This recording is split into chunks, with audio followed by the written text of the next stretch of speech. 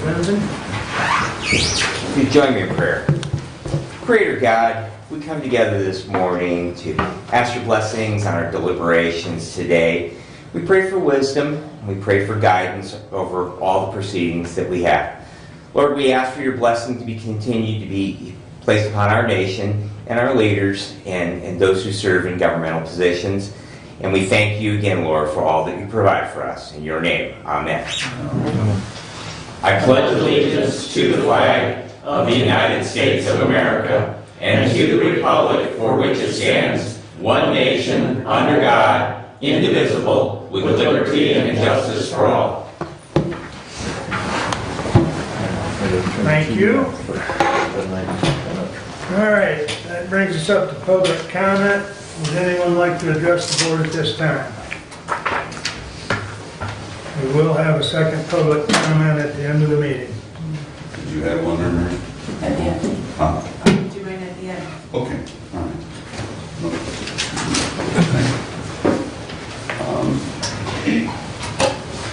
Don't touch anything. I will That destroy. computer I'm might go- bad at this stuff, so I'm gonna step back from it. Computer's set for self-destruct. What I do want to do is, I hope you'll pass those around. There's two different sets here, and I'm just, hopefully you can get a page for each one. All this is FOIA. And so in regards to the FOIA, I'm trying to make sure that it does get set. It can be in the capacity of any commission, work for the county. And I just didn't want to go back up there and have problems up at the county courthouse. So just let you know what that is. One of the things I was trying to follow on is, Okay, that's fine. Right. go ahead, is Article 51 of the MCL. And it kind of goes back to the electors, the ones who put these people and appoint, which was under the sheriff's program, it was Judge Bianchi and Neil Brady, as well as Marty Cass. But under that article, they somehow skipped over that if you follow that, it's no different than the military. You go from the general gets hit or knocked out, goes down to the next person, and it goes right down the chain of command. So that means that the person, probably at that time, should have been Mr. Stuyvesant. Should have been appointed. Appoint outside for someone who's running for that position. So I'll be looking at some other avenues coming up that they call bringing it into a discussion up to the state, which allows reprimanding in that capacity. Further to that, I'm just going to try to challenge everybody to, thank you very much, to say the least, for opening it up. I appreciate that. I'm glad you guys got free minds and certainly not having to collaborate and being, with all these other people being as one. So I definitely thank you guys for doing this. Other than that, I'm going to say thank you. And I'm going to walk around in front of you, Dave. Thank you. Anyone else like to address the board at this time?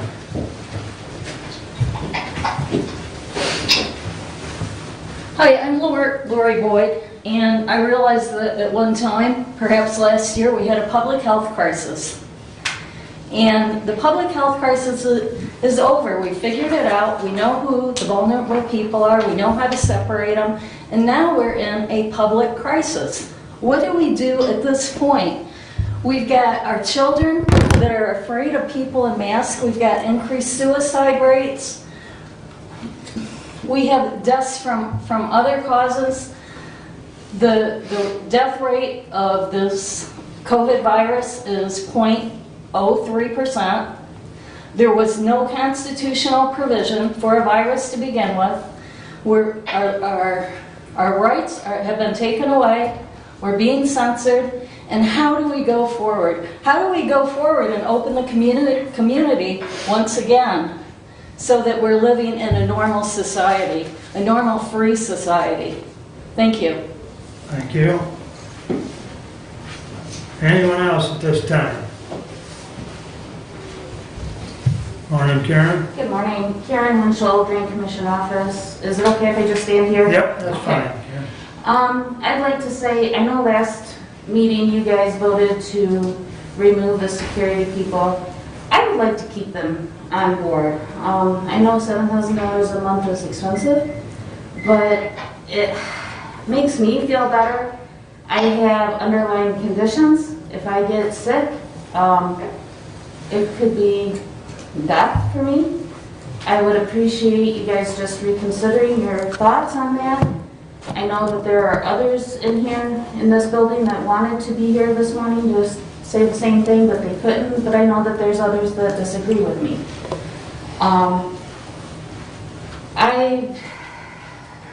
don't know how to say it other than I don't want every Tom, Dick, and Harry walk in the halls running a fever, and if they have a fever, at least they're getting caught at the door when the screener is there. Screener's not there, they're going to be walking the halls without mask on, breathing all over us. I don't care if it's the coronavirus, the flu, or what have you. It just keeps us all healthier, knowing who's in the building, knowing what their conditions are. And I would just like to have you guys know that as an employee, I would prefer to see them stay on board. Thank you, Karen. Hi. Morning, Renee. Renee Sherfliff from the Veteran Affairs in Oliver. I'm expressing the same concern as Karen about the security. I'm not sure clients will always wear the masks, and they kind of wander the halls, especially my office. We get a lot of walk-in clientele. I require they wear a mask. If they do not, I meet them in the parking lot. We've had, obviously, an uptick of cases, and it's very concerning that there won't be anybody to stop them or, require that clients wear a mask. So we're kind of asking you to reconsider that security down there. And people have gotten a little bit belligerent with the fact that they are required to wear a mask. And I know there's a sign on the door, but it's not always, that please wear a mask or you'll be escorted from the building, but that's not always been the case. People still don't wear a mask. So kind of asking you to reconsider keeping security down there for us, to keep us as employees safe throughout this pandemic. So, thank you. Thank you, Renee. Anyone else wish to address the board at this point in time? All right, thank you. Consent agenda. Move to approve the consent agenda. I'll support that. Any comments, additions, corrections? Hearing none, all those in favor of the consent agenda signify by saying aye. Aye. Opposed? Consent agenda is approved. Thank you.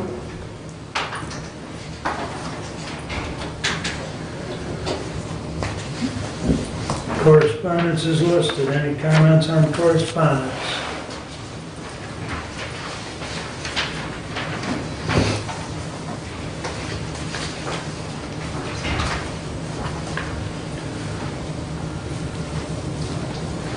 All right. Other than, I just would like to thank the treasurer for her diligence in providing that list of accounts and depository funds for the county. So, if the public has a question as to what we have in investments and bank accounts, it's easy to find on our, And I think that would take care of this one. yeah, easy to find on our agenda for today. Mm-hmm, mm-hmm.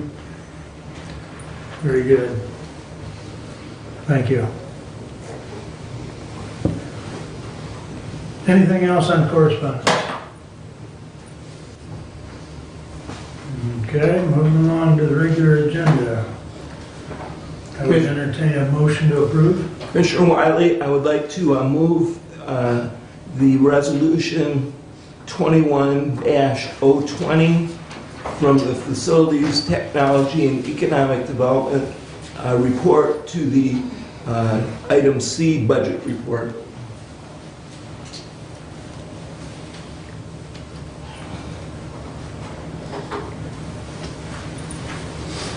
You want to also move to support the agenda with that change? Yes, sir. Thank you, sir. I'll second that motion. So 2020 goes down here. Okay. Since that was done ahead of the motion to approve, we'll just move along with the agenda with that change. Unless there's any further comments or questions on the regular agenda?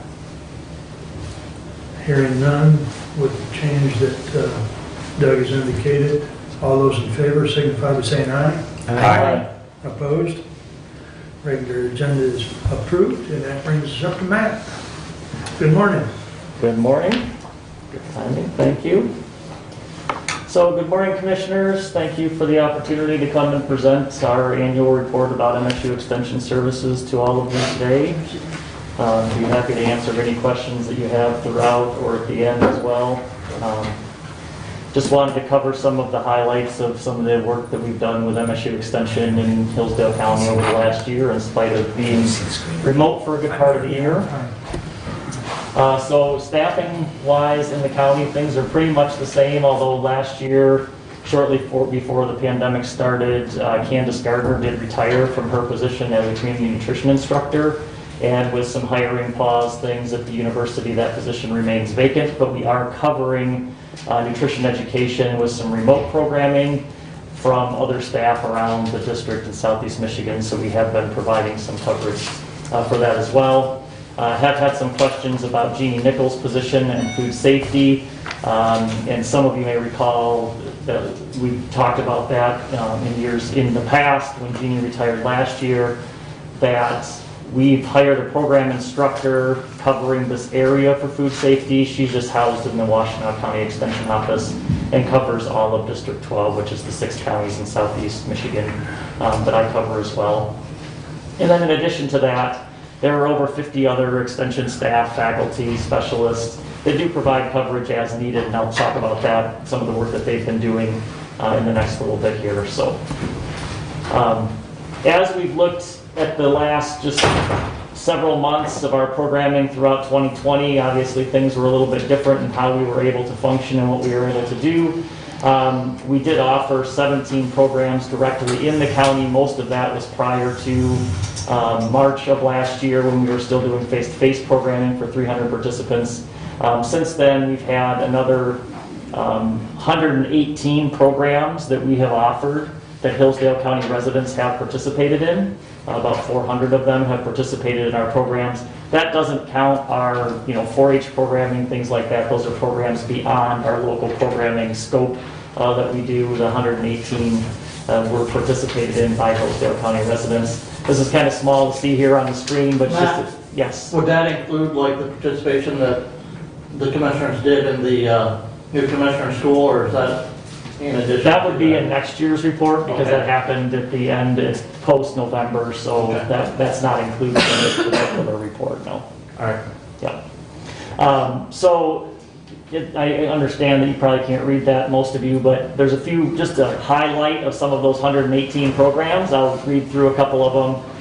Citizen Planner Academy, some credit reporting, financial literacy programming, guiding principles to parenting, adulting 101, cottage food law, that's a food safety program, Northern Michigan Small Farm Conference, great programming, pollinators, Ocean Explorers, Hillsdale County Volunteer Zoom Training, Money Smart Matters programs, just a few examples of some of the programming of those 118 that I mentioned.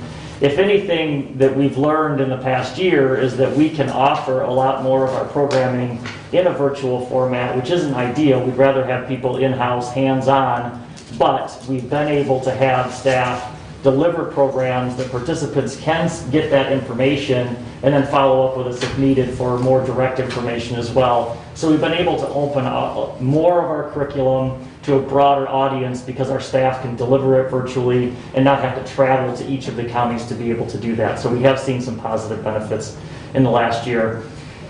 If we would have talked a year ago, I would have told you that we have been doing a pretty good job moving to a virtual environment in terms of program delivery and being able to offer content in that format. Had no idea what we were capable of until we actually were forced to do that beginning in March of last year. And so the offerings that we have available now are just phenomenal compared to what we had even a year ago at this time. So even though, again, it's not how we traditionally operate or what we would prefer to be doing, it has opened a broader array of programming for residents of every county to be able to participate in from across the state.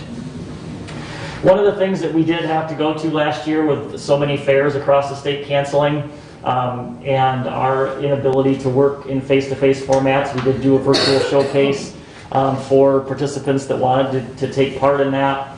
We had about 66 of those across the state, 66 out of roughly what would be about 100 fairs in the state of Michigan on an annual basis. 66 of those did participate in a 4-H virtual experience last year. Some of those did have auctions associated with them. Hillsdale County opted not to do an auction as a part of their virtual experience through all the committee work and everything, but some counties did do that. We also had the opportunity, this is another benefit, I guess, if you will, is that we could offer a virtual state fair experience. So you may be aware that the Michigan State Fair LLC is a private industry now through the Suburban Collection Showplace in Novi. They do offer participants through 4-H and other youth activities to be able to participate in that experience, but they've had a difficult time drawing audience to that state fair from around outstate especially. And so we were able to have, as you can see, 428 youth from 63 counties entering over 2,000 projects because they could do it in a virtual format. Again, we had the opportunity to gain some participants in that. Youth that participated seemed to like the experience of knowing that they were a part of the state fair, and that may equate to more youth participating in a face-to-face event in the future because they know a little bit more about it. If not, we think that the virtual format may continue to be an arm of the state fair regardless of its format coming up this year, because it does give some of those outstate kids an opportunity to participate in an event that they might not be able to travel to. Just wanted to run through, if you're interested in more of the programming that we have available and where that is, we have a remote learning resource site. It's just msu.edu/RLR for remote learning resources. And that has all of our remote access programming. Some of those are programming on demand. Others are classes that you would sign up for, participate at a specific time with groups of others, but we do have a lot of materials that are on-demand programming that you can access there as well. And then a couple of new courses that we have available. One is Communicating Through Conflict During COVID. This is a new program that we walked people through because of difficult conversations that were needing to be had. Locally, you heard some of your departments talking about challenges of having people coming and going from the buildings and mask wearing versus not mask wearing, other kinds of things, which not everybody's equipped to have those facilitation skills to talk through those difficult conversations. So one program that we have available online is Communicating Through Conflict. And then also tips for meeting virtually with your 4-H club. One of the things that we're really trying to do right now is re-engage the 4-H community because many of the clubs have not been able to meet face-to-face. We're still not in a position for clubs to just openly meet face-to-face, but we're trying to start to re-engage the community because we do have a face-to-face programming task force that's been meeting. We're moving in the direction we've come up with some protocols, for example, for counties to be able to do beef weigh-ins. That's something that needs to happen now. If we're going to have fairs later this summer, we need to be weighing those beef cattle, tagging those kinds of things. So we have protocols that we've written, those have been released in a way that we can do that face-to-face, beef weigh-in, tag those animals, get them identified. So we're starting to move in that direction, but in the meantime, we need to re-engage the 4-H community and let them know that we're planning to do that. And so that's one tool that we're using to make that happen. Has that been put out on the county blog spot? Matt? This information just came out late last week, so I don't know that it's been published yet, but we will make sure that it gets out to everybody soon, so everyone's aware of what the protocols are and how we're going to do that. But yeah, we're just in the process of writing all of that now. The committees actually just had a meeting yesterday. I have another one this afternoon, writing some other guidance for what some of these kinds of activities might look like. We hope to have that out end of this week, early next as well, and that'll all get out as we have it. But things are moving pretty quickly right now, so we'll keep you posted on that the best that we are able. Agriculture area is another one. We have had some success over the last several months of ag staff because of the critical nature of the food industry in Michigan. Our ag staff have still been active. We've been able to get them on farms as needed. So we have talked about some COVID response things related to that, hazard assessment, especially in areas of food handling, food safety, those kinds of things related to the pandemic and supply chain issues and other things that are going on. I'm sure many of you are aware of challenges in food processing, especially in the meat industry, trying to get processing appointments if you're a small scale producer, trying to get those things done. We've been working across that industry, trying to find ways to add capacity, support labor issues, other kinds of things, regulations and requirements that are going into being able to continue to provide food access to our communities the best that we're able, and that's one of the things that we're doing through our Rapid Response for Agriculture programming. We had many field days last year, not the same type of field days. They were virtual field days, but it gave an opportunity. The one thing that we did experience is that we had people from, again, all over the state that participated in field days that they probably wouldn't have traveled to otherwise because they could do it in a virtual format. So I think what some of our staff are talking about is that as we're able to re-engage face-to-face, outdoor activities, those kinds of things, is probably still finding a way to utilize technology to have that virtual hybrid experience for field days so that we still can have that participation from outstate so if there's a topic area that you're interested or maybe something that you've never seen or experienced and you want to get that opportunity without the travel time, without taking a whole day to do it, maybe having to stay overnight someplace, we can add that component to our field days now, which is something we haven't been able to do before. Talked a little bit about our food, health, and nutrition programs. Those things remain the same. As I said, we're still doing some food safety programming, still doing nutrition education programming, but we have access to a lot of these other areas, chronic disease, diabetes, nutrition, physical activity, food preservation, through some of our online offerings right now. And then Mary Donaldson, as we're able to do some more face-to-face programming, we'll be doing some work, as I mentioned, in Hillsdale County going forward, when she is continuing to do that now remotely. Community Food and Environment Institute is another of our institutes. And in the community area for this, we have things like farms and farmers markets, financial management. We do have a vacancy in our district financial management position, currently from a retirement at the end of 2019. It looks like we're going to be able to move that position forward sometime in the first half of 2020.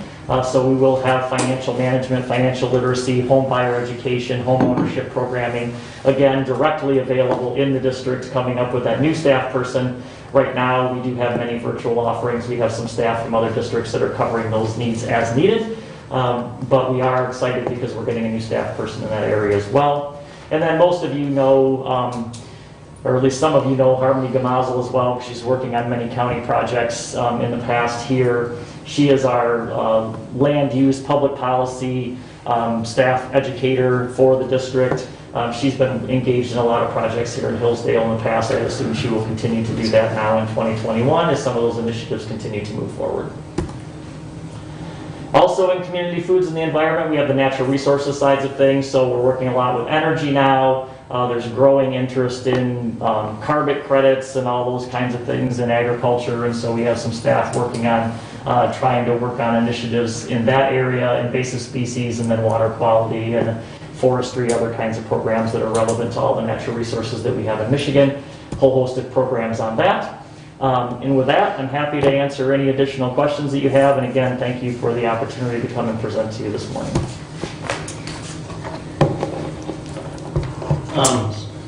So Candace retired mid-year, right? Or She retired, it was either late 2019, early 2020. I don't remember exact date. And Matt, we had some conversation. Was her position funded through through the agreement that we have, or that's No. what, that was all on this? That's all, that, nutrition education positions are solely funded on federal SNAP and FNAP grants. There's no county dollars in those positions. You just provide office space as a part of our county office, but there's no actual county dollars for those positions.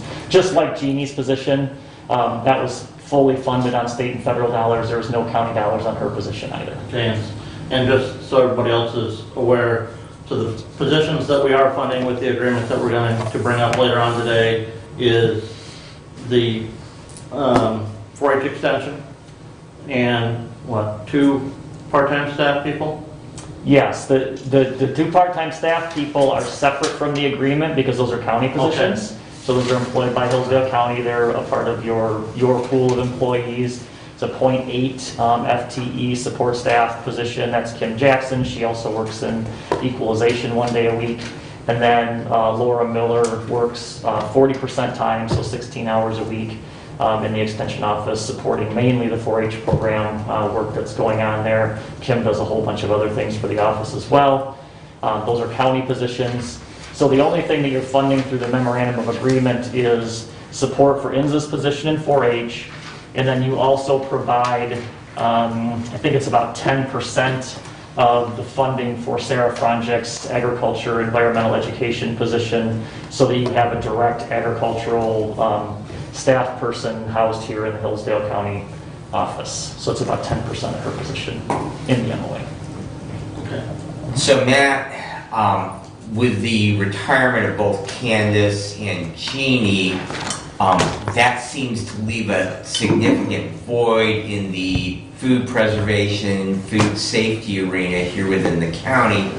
At the same time, in the last year, we've had a significant growth in interest in people in growing their own food, purchasing food from farmers markets, CSAs, and then preserving it themselves. So how are we looking to address that void that's been created by the loss of those 2 positions?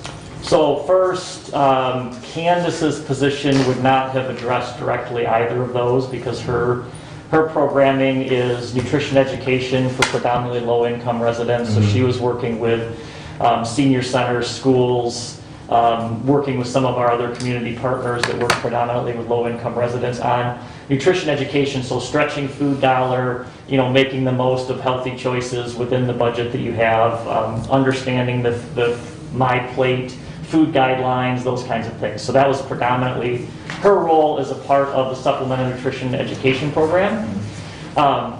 So that's a little bit separate. The main part that you're addressing is around food safety, food preservation, serve safe, those kinds of programming things. So one thing to understand is that when Jeannie Nichols was housed here in the county, she didn't exclusively work in Hillsdale County. She was a multi-county educator as well, just happened to be housed here.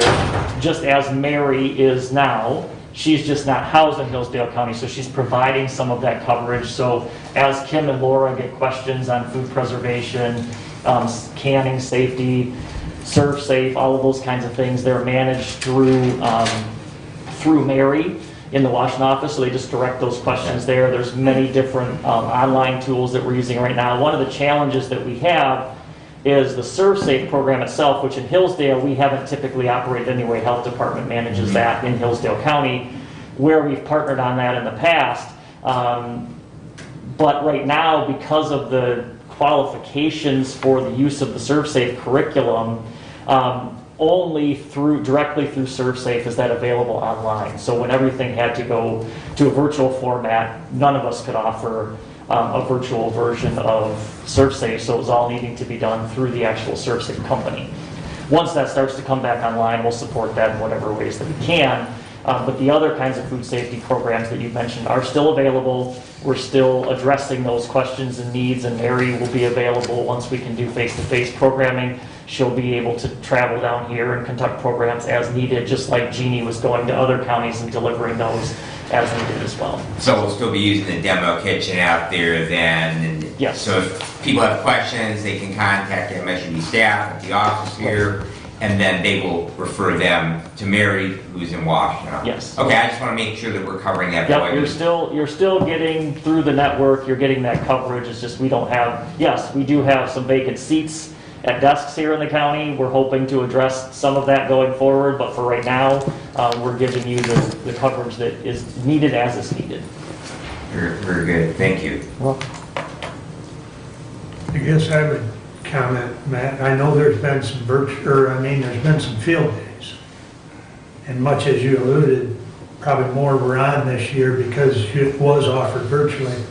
I would encourage, that to be a hybrid going forward, because I know I've seen some in Clinton County, and I really don't want to drive all the way to Clinton County, but, if it was offered as a hybrid. Right.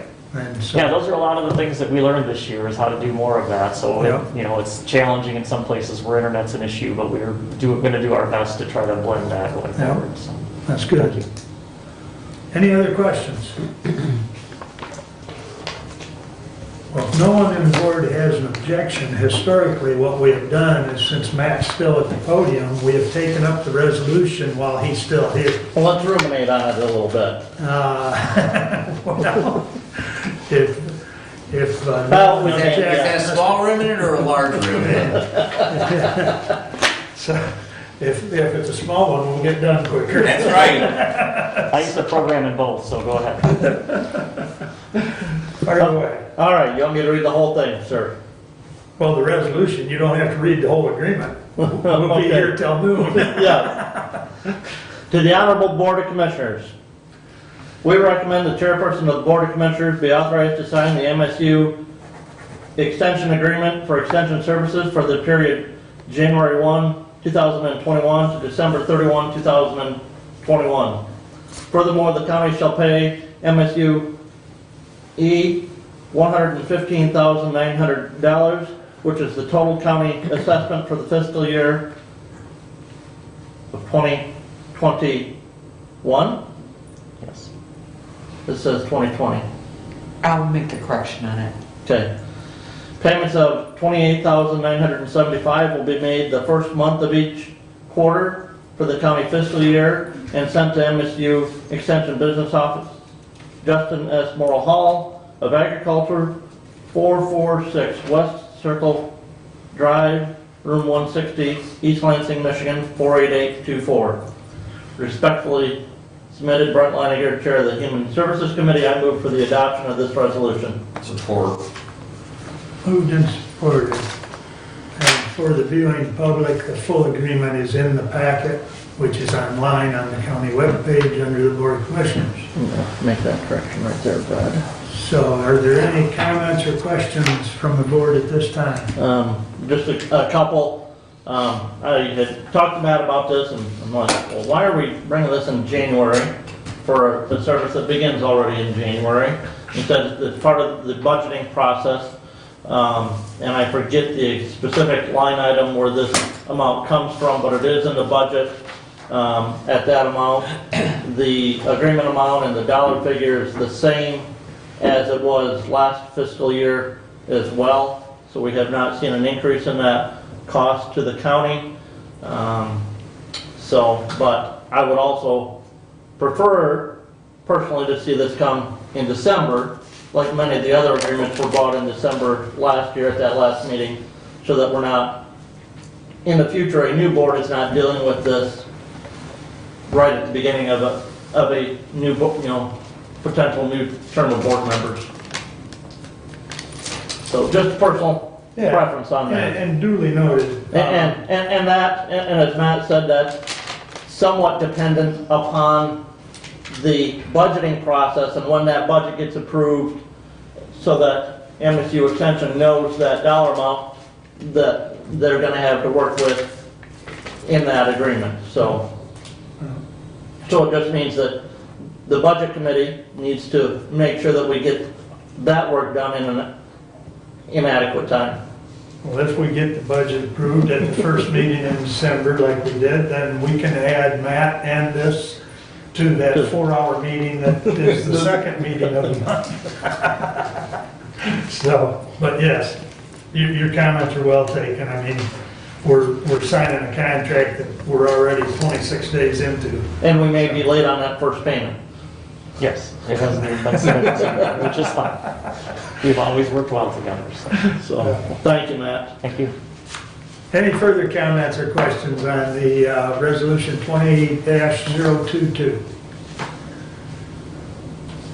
If not, all in favor signify by saying aye. Aye. All those opposed, motion carries. Thank you again. You sign that? Matt, if you hold on, I'll give you this agreement. Yeah, that's fine, I'm just gonna move back a Okay. little further, but I'm good. All right, thank you. All right, moving right along, we'll jump into committee assignments. Mr. Benzing. Thank you very much, Mr. Chair. The January meeting of the County Fire Association was canceled. They felt with the continued suppression on meetings, gatherings, and meetings that they would be best on putting that off till February. I met with the sheriff, the finance director, and Chair Wiley regarding the purchase of 2 new units for the police department. We have, for the past several years, been buying a couple of new cars in a regular replacement program every year. The sheriff would like to change over. We're currently using the Explorer platform and also the Dodge Charger platform. He would like to have a little bit larger SUV type vehicle, especially in light that he is planning on adding a K9 unit to the our sheriff's department. So he is looking at purchasing the Chevy Tahoes rather than the current Explorers because they're a bit bigger unit. One of the concerns about that is some of the equipment that we use with those vehicles we can't transfer over, in particular the metal councils. The cages, evidently, that our mechanic feels that those can be modified from the Explorers that we're currently using to fit the Tahoes, so that would save some expense. So we are going to be looking at pricing on total cost for those vehicles. I would suggest that the commissioners take a look at the Michigan State Police actually publish a vehicle report every year.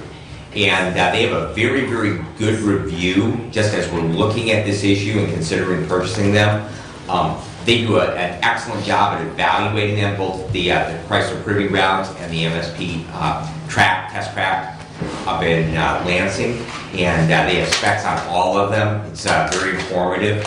And I also had an opportunity to talk to a couple of individuals, one a K9 officer with MSP and another a sergeant out of the Jackson office. And both of them spoke very, very highly of the Tahoe units, in both in usability, the size, and particularly with a K9, and also they said the downtime has been very minimal. No better, no worse than the Explorers have been, but still been very good. The 911 board they met virtually this month. They did take action to approve what we have already done in budgeting for emergency management to allow the location of a new pole building at their facility there. The bids for those will be put up on the county website, and so hopefully we'll have some of our local contractors bidding on them, but they will get that to David's department, and we will have those up on the county website. The new radio consoles, which last year the board approved purchasing, basically they're computers, they're radios, but that's what our dispatchers actually use to dispatch calls with. The board of commissioners did approve a contract last year to buy updated equipment. However, shortages with COVID-19 have made that a little bit slower than they had anticipated, but they are moving forward with that. They have 3 new employees currently in their training program. One of those is almost ready to go live on the air. A couple others are moving through, and as soon as they get those 3 people trained, then they have 3 more positions open. They feel that they can best deal with 3 people at a time through that training program, so they'll be hiring another 3 and then having those moving through the program. So if you know of anyone who might be interested in a position with our county 911, they do have some positions open. I believe that those are part-time positions. However, while they're in the training program, they are full-time. Just a couple other notes. In 2020, we had 53 staff transfers. A staff transfer is actually when the hospital emergency department needs to get a patient to a higher level of care that they are unable to provide at our local hospital. The way that procedure is written is they first contact for a helicopter. If a helicopter is unavailable because of weather and they can't fly, then a ground ambulance is dispatched. It's a 911 call, just like any other e-call. And there were 53 of those in 2020. Mark and I also attended the department head meeting last Thursday that was held virtual, and I'll let Mark report on that, anything from that, but that was interesting to participate in. We also did have a medical control authority meeting right after that. That also was held virtually. We discussed some changes to that SCAT protocol. Currently, because we don't have the ability with the automatic vehicle locating, so generally, because it's in the city of the hospital is in the city of Hillsdale, the reading would be dispatched to those calls. However, as the AVL system comes up, we have a couple of our ambulance ANS, as part of our contract with them, who are still waiting for the equipment. Addison is one of them. I know Waldron is another. They have not been able to get that up and running as of yet. But what they will do is they will dispatch the nearest advanced life support ambulance for that SNAP transfer out of the hospital, rather than reading emergency unit. Just as a comment on that, we have a couple of our ambulance agencies who do not want to do transfers. One who has just flat out said that they will not do transfers. That will continue to be a subject of discussion both with the Ambulance Association and also within medical control. The Medical Control Authority is also creating a website, so all of you commissioners that have EMS agencies within your districts, whether they're fire-based, medical first responder agencies, or transporting agencies, that will have all the county protocols up on it. We'll also have portals to the state for licensing or relicensing, license lookup, things like that. That's done in a lot of the other surrounding counties, something we have not done in the past. But they are currently, the hospital is basically the home for that. It'll be separate from the hospital website, but the Medical Control Authority is planning on having it. I'll be meeting with the sheriff on Friday and having a tour of the sheriff's department and jail. I'm sure there's been a number of changes since my last visit out there quite a few years ago. And just one other thing that might be of interest, not necessarily under public safety, but one of my townships had inquired about the new required training under PA 660 of 2018 for boards of review.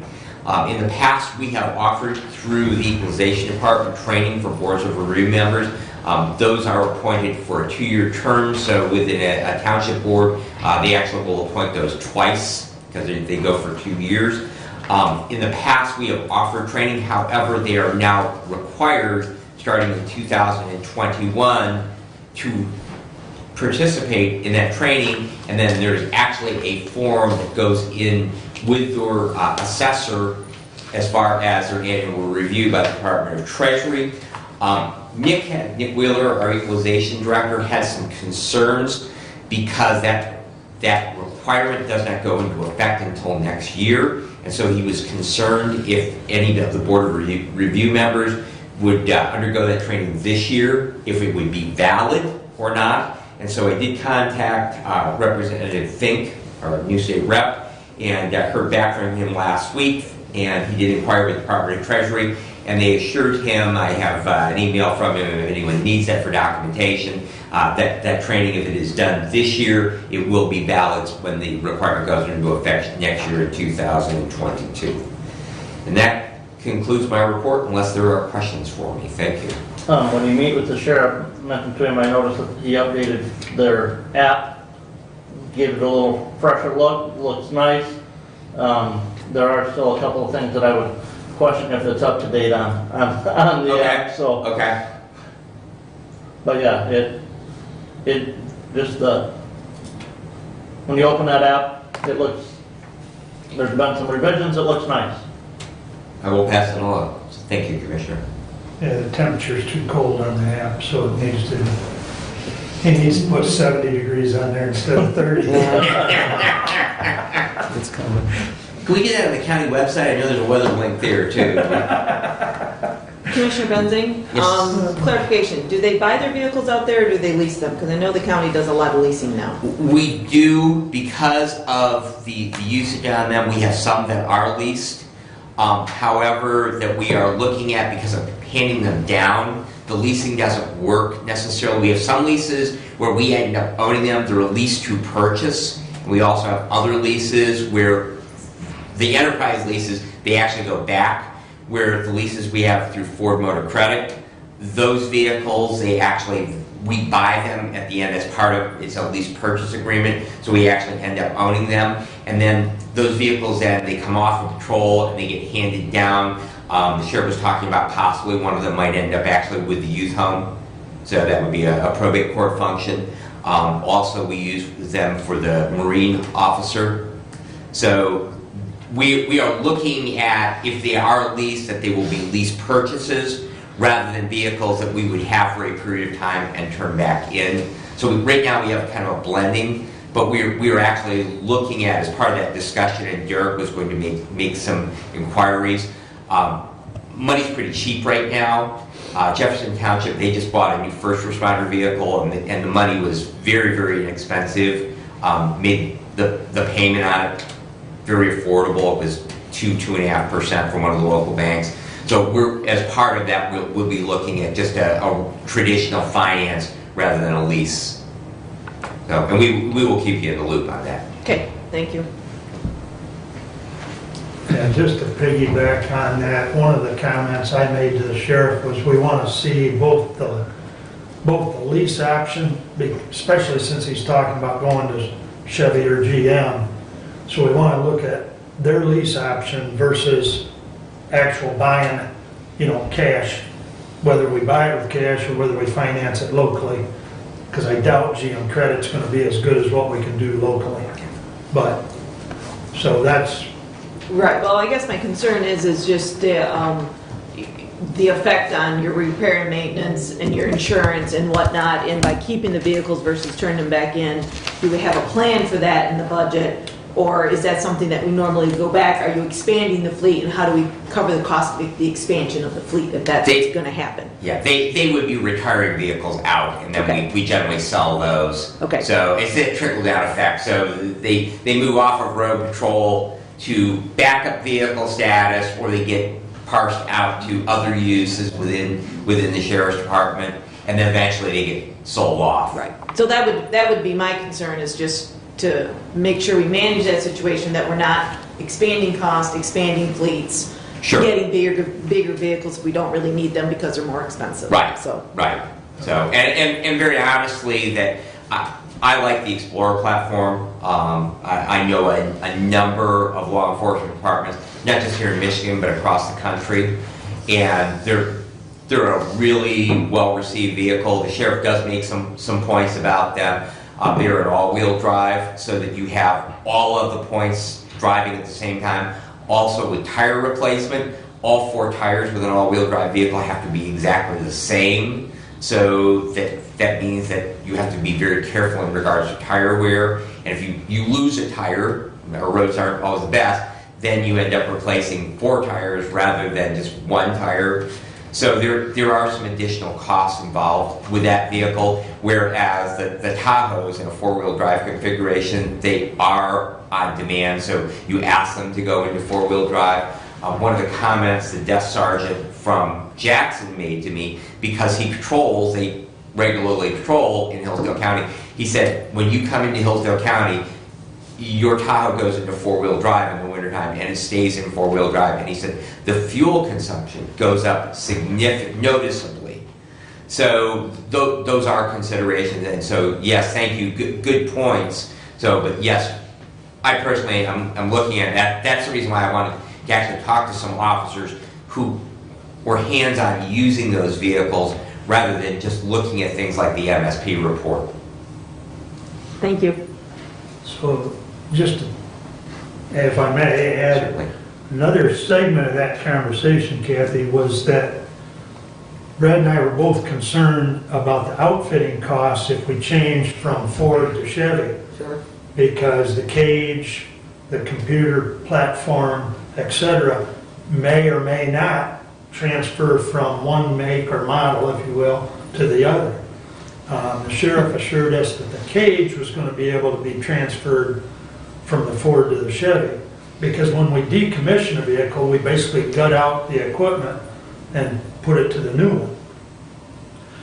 The one thing I think he said that wouldn't transfer would be that center console. Right, that holds Oh, the right. radios and the Yeah. siren, things like that, and then usually has the mount for the CAD, the computer-aided dispatch. So there's a fairly big picture here that I'm sure, as you indicated, there'll be more discussion and more update. So, but historically, we've done about 2 vehicles, at least since I've been on board, about 2 vehicles a year. And then we rotate them. Okay. And I think he even indicated that one of the vehicles that he's gonna pull off, he's gonna send out to the youth home for them to use. Right. So if we can still use them within the county, we do. Right. If not, we sell them off, so. And one nice thing is we do have an in-house mechanic, so like all those upfitting costs, installing the lights and the sirens and the consoles and the cages, that's something that we do all in-house, which is really nice because if we send that out, just the labor component alone is probably $4,000 to $6,000. Sure. Okay, any further questions or comments for Commissioner Bender? All right, thank you. Commissioner Ingles? Thank you, Commissioner Wiley. Several meetings, several committees, a lot of information. Yesterday's Planning Commission met here in this room yesterday in the process of doing a draft for the use plan.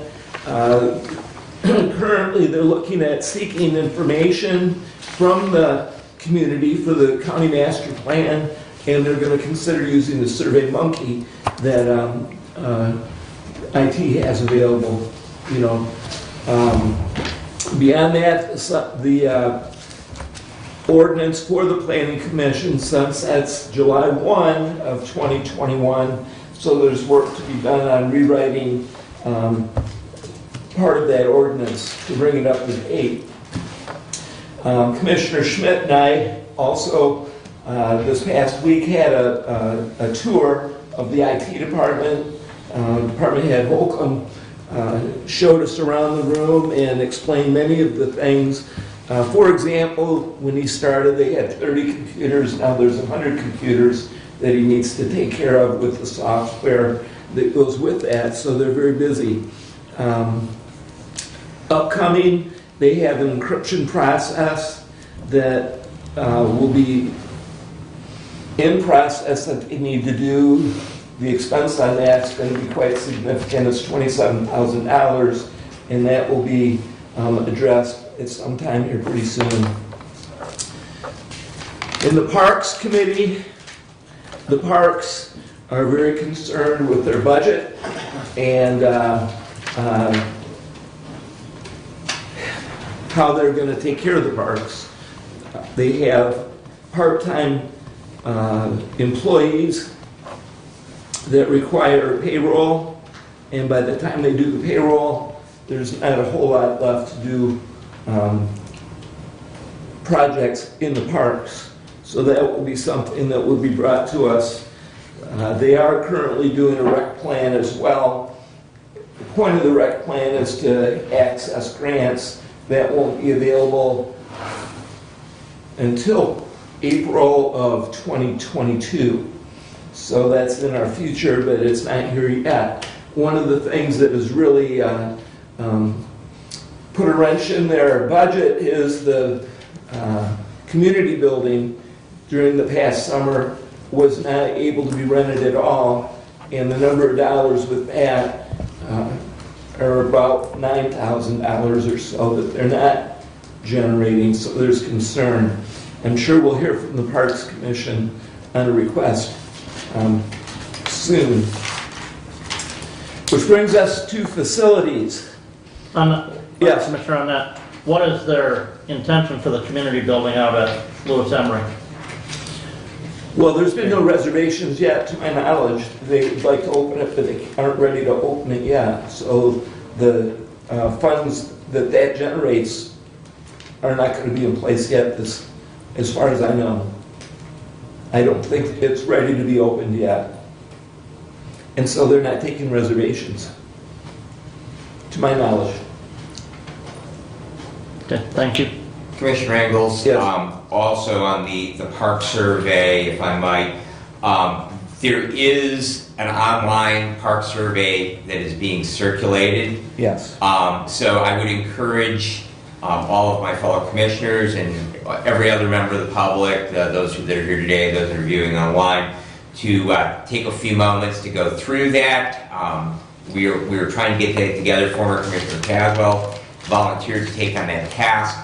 I had an opportunity actually to see some of the work that he's done with it on that recreation plan. It's looking good so far in draft form, but the survey will be important data from the public, and so I would encourage everyone, hopefully David, if it is not, I have not looked on the county website to see if it is up there, but hopefully we could get a link up on the county website. I know the Road Commission has their own website maintained independently. Hopefully we can see those in both places so we can get those out to the public and get their input on it.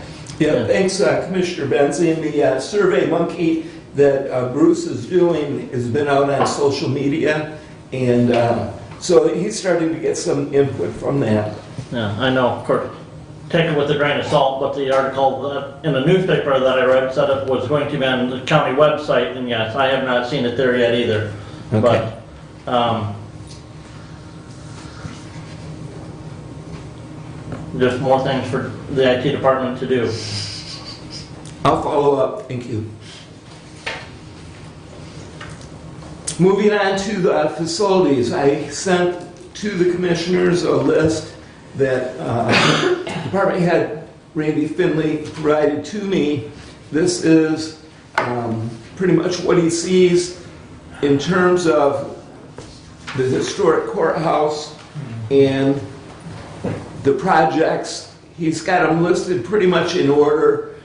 The big question I asked was if he had a 3-week or 4-week window, what items would be important in that 3 or 4 weeks. And he indicated that it was right off the top of the list.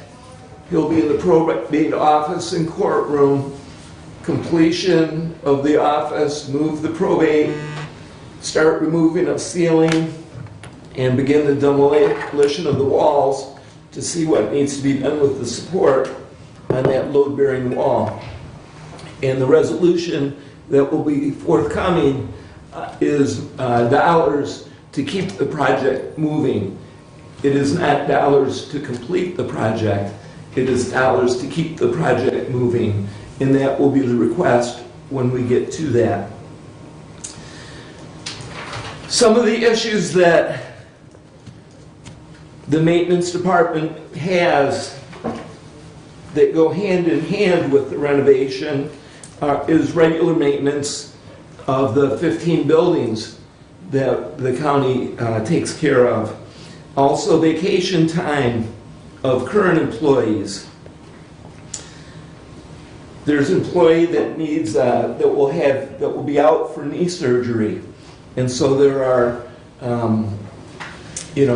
challenges with trying to fit in the needs of the maintenance, the needs of the courthouse renovation, with vacations and the injury that will be taken care of. So the request will be in the future for an additional employee. And what Randy has indicated to me, that it's tough to get a skill set as a temp, that the real benefit of working in the county are the benefits, and that someone in the trades can make more money in the private sector. The benefits make a difference for our employees. When Randy sets jobs, there's priority that are assigned, and there's times that he has projects where all hands are needed on deck, and the snow is one of the things that changes his schedule, so he has to pull guys off certain jobs in order to do things as they're required. The additional employee would help to cover vacations, help to cover the surgery. The gentleman will be off due to surgery. And normal adjustments day to day that need to happen just by what has to be done. Randy indicated to me that there was, for example, a toilet in the jail that was leaking, and he had to pull a guy off what he was doing to take care of that. It was a priority that had to be taken care of. Most importantly, an additional employee would give a needed boost to the historic renovation that we're trying to push through. So, if there's any questions, I'm happy to take your questions. I'm sure we'll have more discussion in a few minutes on a resolution that will be brought up.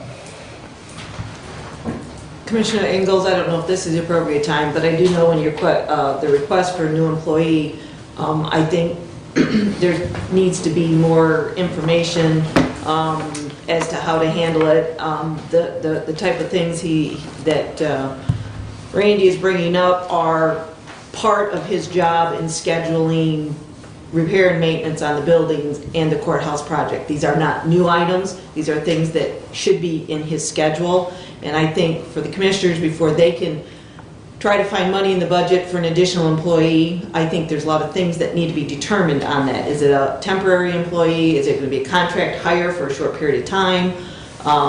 Or is it going to be a full-fledged employee? The courthouse renovation shouldn't go on forever.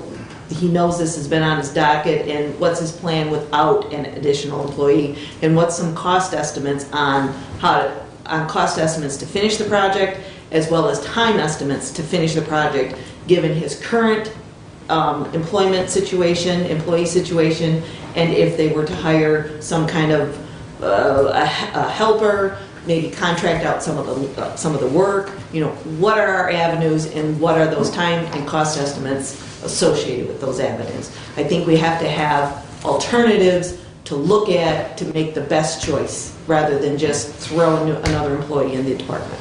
Right, and I think as well the chairmen of the two committees can get together with the department heads as well, and we can hammer some of this out and ask those questions. And I think that's the right forum to address these questions that we have. Right, but Randy needs to come with some information to that, not just problems. Will do. Commissioner Ingalls? Yes. In that vein, and I have not really been able to get a handle on this question, so perhaps you have the answer. If not, you can find out. Is this position, because I know this was discussed previously a year or two ago, is this an additional position? Maybe Commissioner Wiley can help us with this, with his historical knowledge of the issue. Is this an additional employee, or is this to fill a position that previously existed but was removed from Randy's budget in a previous budget cycle? And that's, I have not been able to get a clear answer on that. So currently Randy has 3.5 employees in the maintenance department, and previously he did have 4.5, and the budget was reduced to accomplish that. Clarification, if I might. My understanding is Randy lost an employee because the employee left, and then in the budgeting process, he hired a part-time employee. So I think he's only down a half an employee, is my understanding. And it's because of the person leaving the county, not because it was eliminated through the budget, is my understanding. however, just speaking to that yes, sometimes those employees leave.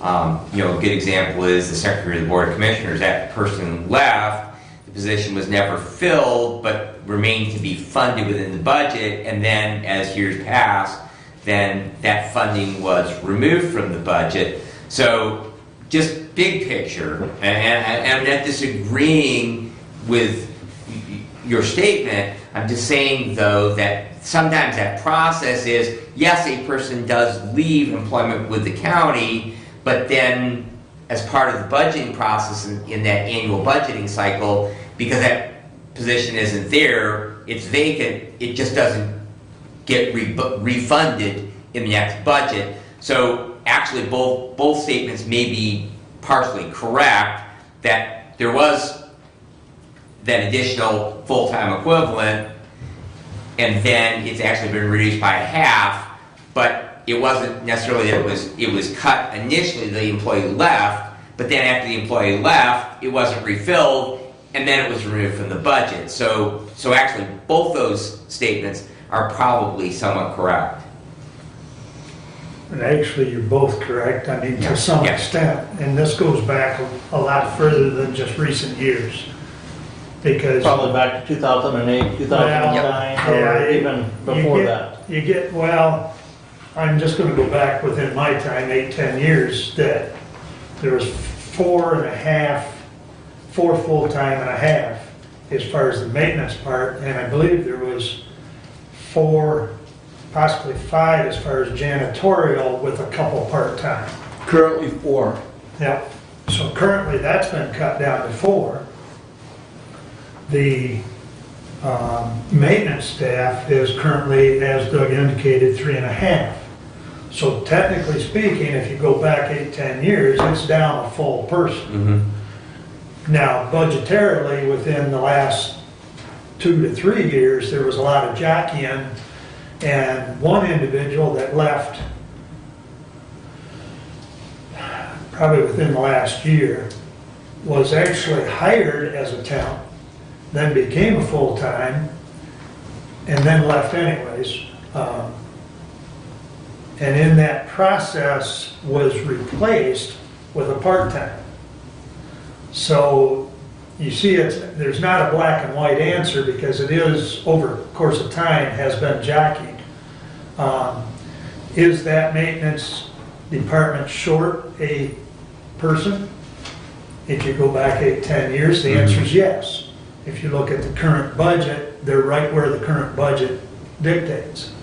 So back to Kathy's point, is if we do hire a temp or something to help with completing that project, we're back to that discussion of, is it a temporary position, is it a full-time position, part-time, where does the money come from, and so on. So that gives you a little historical perspective, but.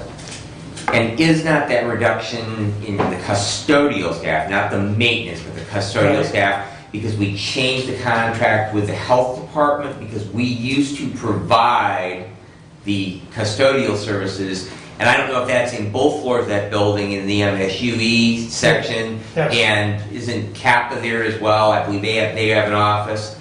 And so as part of that change, does the health department now provide custodial services to all of that building, or are we still doing part? But part of it is because the contract, our lease agreement with the health department changed. Am I correct?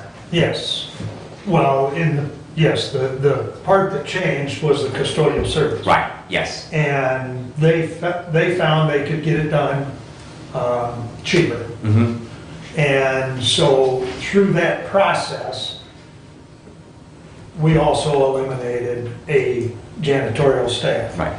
member. Yeah. So, yes, you are correct. So anyways, That is my report. Thank you so much. any more questions or comments for Doug? Thank you, sir. Commissioner Smith, your turn. All right, I think the first one, first item to read is 21020. To the Honorable Board of Commissioners, we recommend that the Hillsdale County Board of Commissioners agree to transfer $10,000 from the 401.00 Improvement Fund to the 401.01 Courthouse Construction Fund, so that the progress towards completing the main courthouse construction project can continue. Respectively submitted, Kathleen A. Schmidt, Budget Chair. I recommend adoption. I second. Thank you. I have a question. Yes.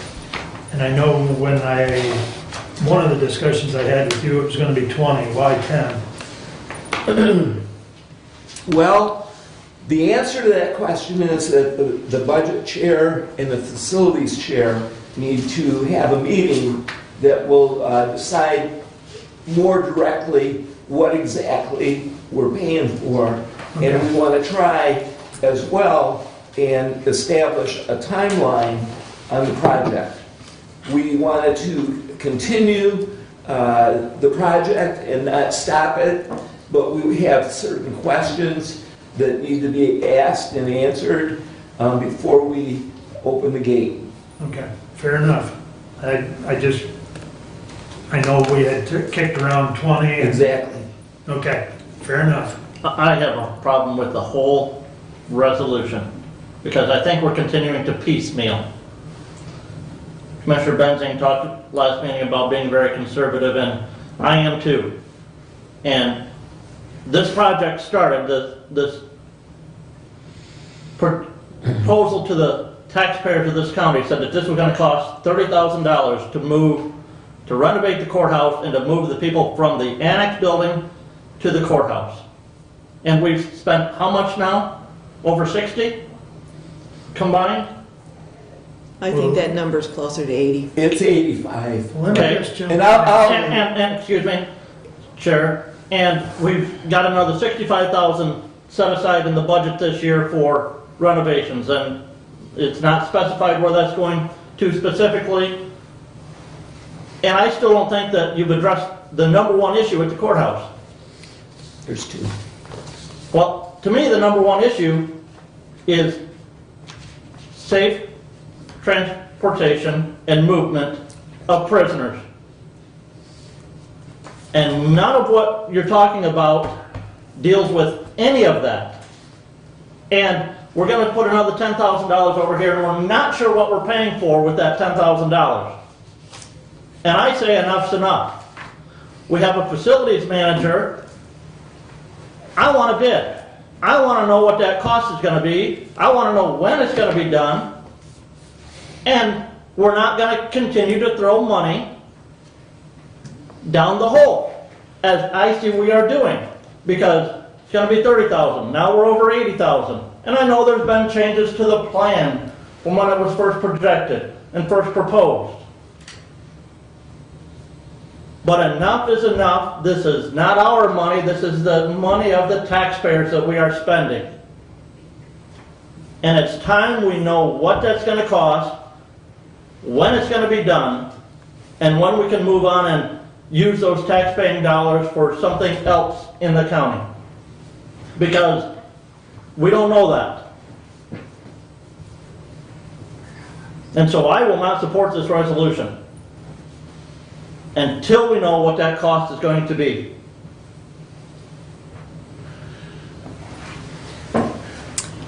First, if I may, Go ahead. first of all, the 30,000 number was never said that it was going to be the total cost, and it was never said that it was going to be for renovations and moving. And Randy himself will come here and tell you that. Okay? That number was for minor adaptations and the moving of, the time, energy, labor, et cetera, to move everybody out of the annex and move them, okay? That number was never indicated to be the total renovation cost. Did we ever have a projected total renovation cost? No, because if you've ever done work on an old house, you will know that each wall you open is a new surprise. And that's why Randy has been very reluctant to try and put a timeline and or a price. Because every time he opens a wall, we find a new issue. And one of the issues, which I knew about 8 years ago, was the wiring in that building. Quite frankly, it's a wonder that building hasn't burned to the ground. Some of it's old tube and knob wiring, which for any of you that don't know that, it's basically a hot wire running between insulators. And anything touches it, if a mouse crawls between two of them, he's cooked pretty quick. So, you know, if we call it a historic building, we've got to address that wiring. And quite frankly, he keeps finding more issues with more office space, and some of it gets fairly complex as far as changing wiring in an old building. So that's just one example of some of the things. The plumbing, you know, has become, they've had to renovate some of that. You know, so, I mean, if you have never done work on an old house, then you don't have the appreciation. But I'm just telling you, that's part of the problem, is we're dealing with a building that is 100+ years old, and we want to maintain its aesthetic appearance. So a lot of materials have been bought specifically to be, you know, not only lathed or, you know, molding and dyed. When he's done, this should appear as if we were never in there renovating. You know, it should still have that aesthetic feel. So I'm not trying to, you know, there's a lot of things that have complicated this too. And I understand that. You know, But, so, you know, we have a due diligence to the taxpaying public. yep. And that, to me, that responsibility is to not continue to add additional money to it when we don't know where that end cost is going to be. Well, are you advocating stopping the project? I'm advocating we get a bid to get it done and not rely on, and I know it's gonna cost more, it may cost more money today. But is it gonna cost more money than adding another person to the maintenance department to continue to work on this and other projects and have other maintenance things fall behind in other buildings in the county? Mr. Commissioner, if I may. Please. Okay, so this particular board is in a very difficult position right now. Here's one reason we are. And I walked through the historic building almost a month ago now, and I've had ongoing conversations with Randy to try and see what we can and what we need to do. We jumped in as a board in a project that is between 50 and 70%. And to jump ship now is not being responsible to our community. It's not being responsible to the money that's been spent or the money that should be spent. What we need to do, as you say, is try and find out what those dollars are and a timeline to try and put together to make sure we get completion. Pushing through this project is important, not letting it slide away and fall apart. That's why the budget and the facilities committees do need to get together to try and address and get closer to some kind of an answer to how long and how much. Because, you know, we've got 65,000 in that, and I forget the, in the 401 account. We got capital projects fund summary. I have that here. There is no money specifically allocated to the courthouse. He used up his money in December. That's why he has come asking for more funding, because technically he has no funding. There's $63,000 of specific 2021 expenditures that were approved. It's for the front of the court carpeting of $22,000, emergency supplies building for $35,000, front of the court conference room for $2,000, and the sheriff office ceiling tiles for $4,000. When you take that out of the capital projects budget, there's remaining cash of about $74,000. Now that wasn't necessary, that's not designated for any particular purpose. We started the year with $54,000, so again, it's not an item we necessarily want to spend to the last dollar. But definitely that's where the $10,000 you can get it moved from, is that $74,000 to move into the courthouse project again, so that Randy can continue his process over there. I do believe that in asking questions myself, I was told the same thing, that it was going to cost $30,000 to move in the courthouse. Well, again, I'm not That $30,000 did not include a renovation budget. I do know from talking with the chief judge, Sarah Lisney, that in 2017, whatever organization came down from the state did a survey of the courthouse and set out plans of what changes needed to be done. And my understanding is that committee, and I assume maybe Mark Riley, you were on that, and probably Randy Friendly and Sarah Lisney, I'm not sure who else. They agreed that that was what was going to happen, and that is still what is on target to happen. That would be the courts. State Court Administrator's Court Office. Administrator. Yes, SMA, is that, I think? SCAO. Yeah, okay. And that I do have those plans, Sarah gave those, Judge Lisney gave those to me, and that is still the plan that they're working on. What I have not been able to find, and I don't think there ever was a time estimate or a cost estimate to that effect. And I think that's what Doug and I are working towards, is to try to get a cost estimate and a time estimate on Randy. Not that that's gonna be etched in stone, but it gives us an idea of where the project's going and the timeline for finishing. Do know that we've already approved about $760,000 for the HVAC and heating system upgrades over there that are gonna be done in March. So again, this $10,000 on this resolution keeps Randy's employees moving forward on the project as they have time, and it gives the budget director, or the budget chair and the facilities chair maybe more time to sit down with Randy, and maybe have Mark involved with that, because Mark has been part of this for the longer haul. And again, try to get an outline of some estimated costs and some estimated timeline. And what that timeline looks like I said, whether it's a new employee, or subcontracting out some of the work instead of an employee. I think those are the options that need to be looked at, and some estimates of cost, and then decision at a subsequent meeting to make that. And again, I'm not advocating we stop completely, but I just want to know, what's our cost? What are we paying for? What do we have left to pay for? And when are we going to be done? And I think that's the discussion that Doug and I had, and that's why it went from 20 down to 10. That was kind of that process. Okay. So, Mr. Chair. Yes. One of the concerns I have, and I'm supportive of keeping the project moving. So I think that we need to do that.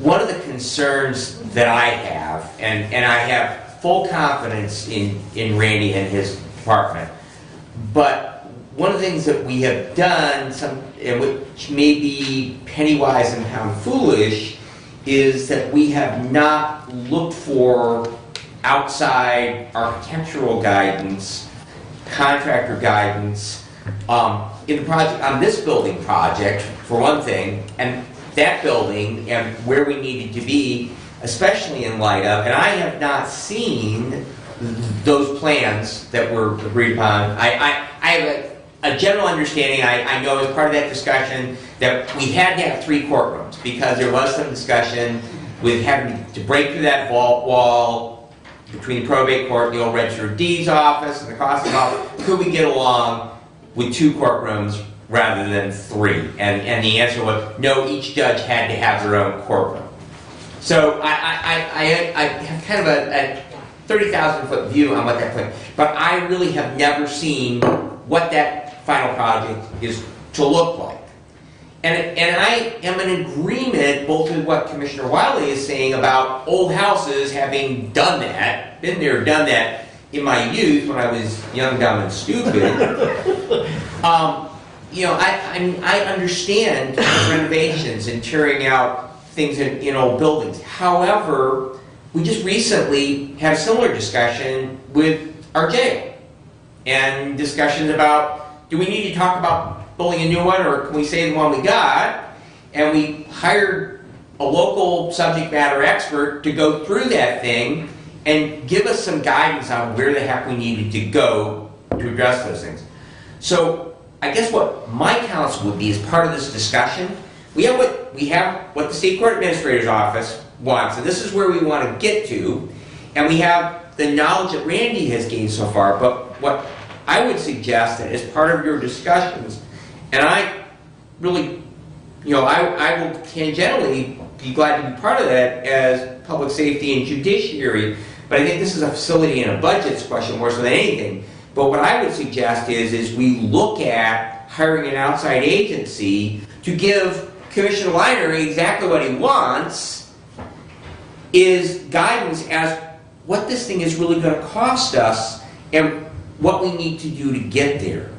So I think that maybe spending a few $1,000s to hire, whether it's folks or somebody else, not necessarily an architectural firm, but someone who has the experience in construction management and especially renovation of old buildings, and can say, these are the things that you need to do, these are the things you've done, including the HVAC, and these are the things that you need to do to make that plan that the State Court Administrator's Office wants come to fruition. And I think that's the only way that we're going to be able to actually get what Commissioner Leiner wants, which is what's the total cost of the project, which I agree with him that we have a responsibility to the taxpayers to be able to say, that's what it's going to cost to fix your building. Thank you. And part of that next step to accomplish what both of you gentlemen have described is for us to have our powwow and see what really we need to do. I do know that there's an architect or an engineer coming in to look at the load-bearing wall, and that's a great unknown at this point, dollars and cents and time-wise, and also the chimney that's in the wall that needs to be, and maybe once we find out that those numbers could be cost prohibitive. Don't know the answer to that yet, but you're right, we need to find out what that might be. So I think it's all good discussion, but I think what we need is them to have their, as Doug put it, their powwow, and report back to us the first meeting in February. So unless there's further discussion, we'll vote on this resolution. Because I think we're still minus a piece of the puzzle that they will bring forth to us. So, but it's all good discussion. So, and I think, Jody, let's do a roll call, please. Commissioner Ingalls? Yes. Commissioner Schmidt? Yes. Commissioner Wiley? Yes. Commissioner Benzing? Yes. Commissioner Leininger? No. Passes 4-1. Thank you. Thank you. Please continue. Myself. All right, Resolution 21021, to the Honorable Board of Commissioners. Whereas the Drain Commissioner has hired a Drain Deputy effective January 1st of 2021, and funds for this position was budgeted in a general fund holding account, we recommend a budget amendment with the following increases/decreases to the 2021 approved general fund budget. This amendment will have no change in the total general fund expenditures. Do you want me to read all the account numbers and amounts? Please don't.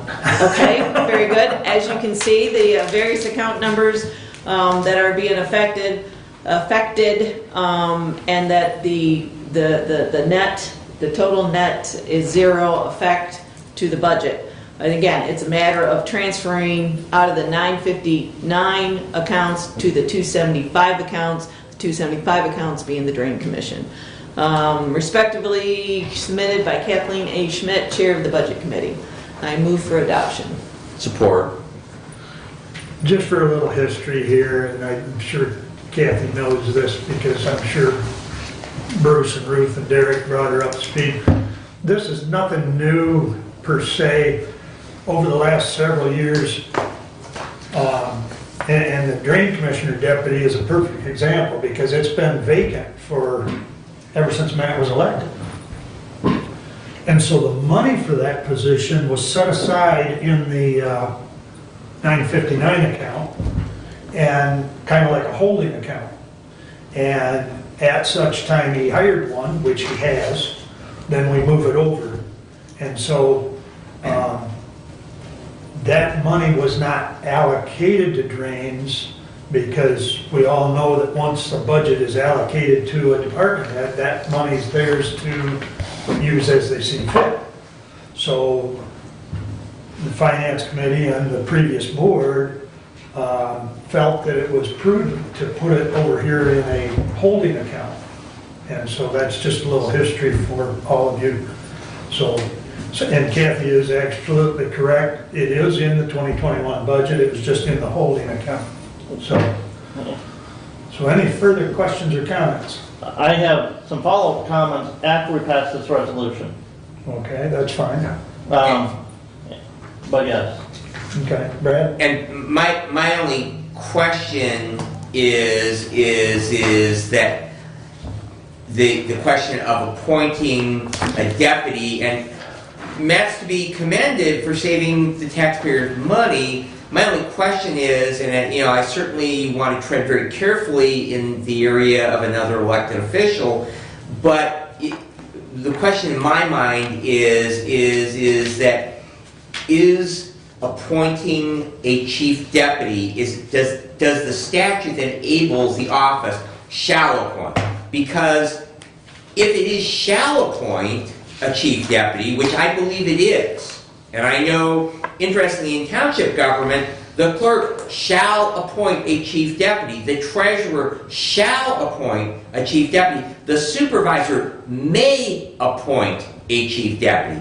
So my question is, and again, it's more of a historical perspective, but just as a general in being responsible stewards of county monies, and also for the taxpayers, is should this not have been a position that was appointed 2 years ago when Matt was first elected? So, and that's the only question in my mind. Does the statute say shall appoint a chief deputy? And so for 2 years, have we been minus an elected official, or not an elected, an appointed official, that should have been in place? And I don't know if there is an answer to my question or not, Mr. Chair. I'll look for the statute here in a minute, but it's been 4 years since Matt was elected. Correct, that's right.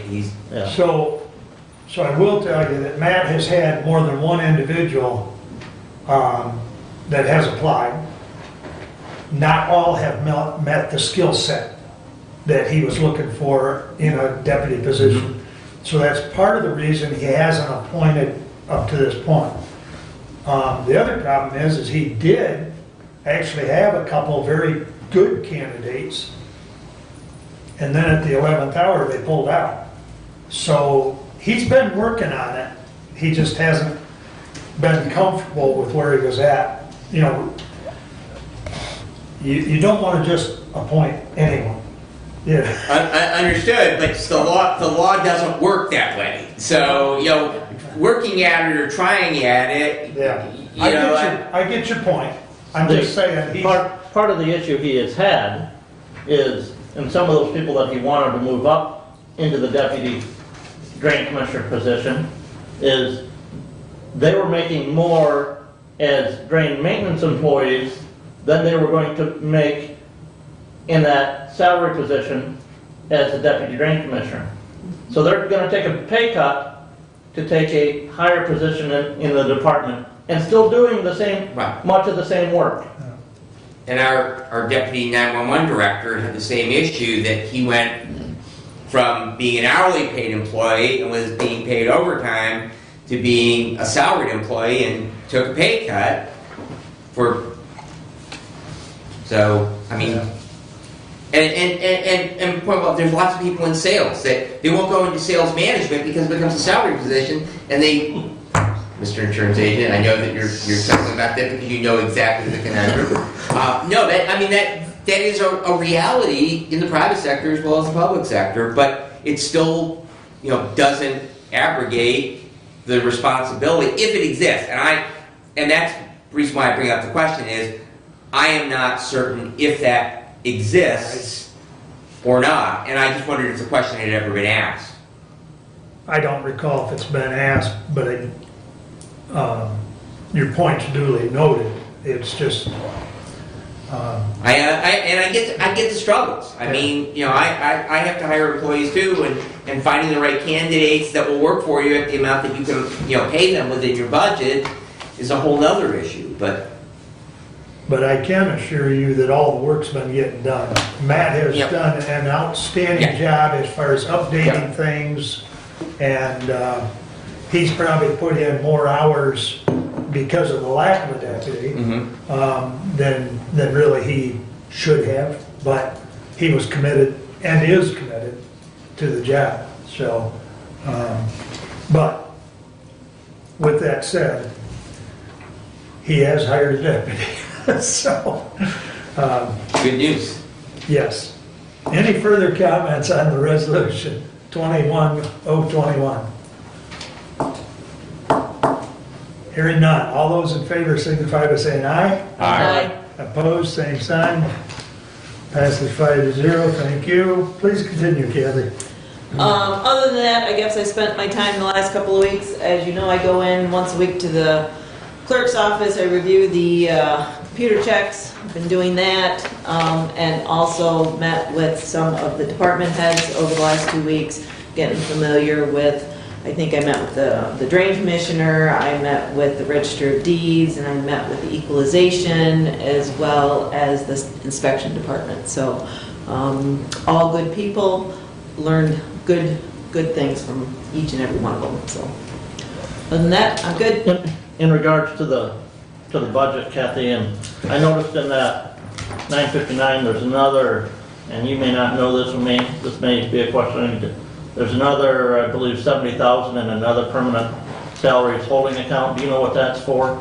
I'd have to check, I don't know. Now, so we just approved the moving of those funds for the drain commissioner for his deputy. Now, his deputy was one of his drain maintenance employee personnel. And now our drain commission is down to just one maintenance personnel because he's lost now 2 in the last year. Now, those drain maintenance employees, none of them are paid directly out of the county general fund monies. The county general fund does do the paycheck for them, but the county general fund is reimbursed from the drain maintenance fund for those personnel. I feel our drain commissioner and some of our other elected staff, or other elected members in the county and departments heads have some problems with some of the past action of this board when it comes to replacing those personnel. Because, Mr. Commissioner, you just said a minute ago that once we put it in an elected official or department head's budget, that the board can't have any control over that. Well, there's a resolution from 2008 and another one from 2009 where this board has taken back that control and said you can't replace a departed employee without the Board of Commissioners' approval. The drain commissioner has $109,000 in their drain maintenance employee salary department right now, paying one person out of that. But we have a resolution from 08 that says he can't even hire someone unless we give him permission.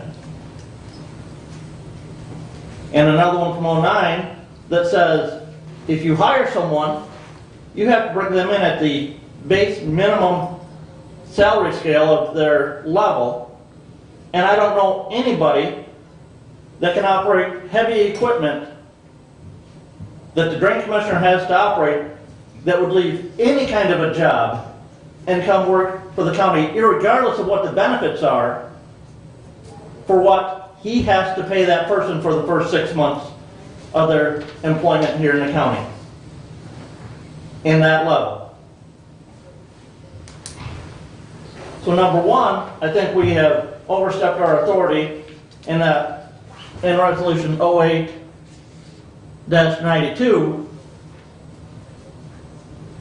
Well, maybe it's not. Maybe it's the 09-27, where we require department heads and other elected officials to get approval from the commissioners before they fill even a replacement position where they've had an employee leave. They have it in their budget for that person, but now we tell them, well, you have to come and get approval from us before you do that. We've already given them approval when we approved their budget.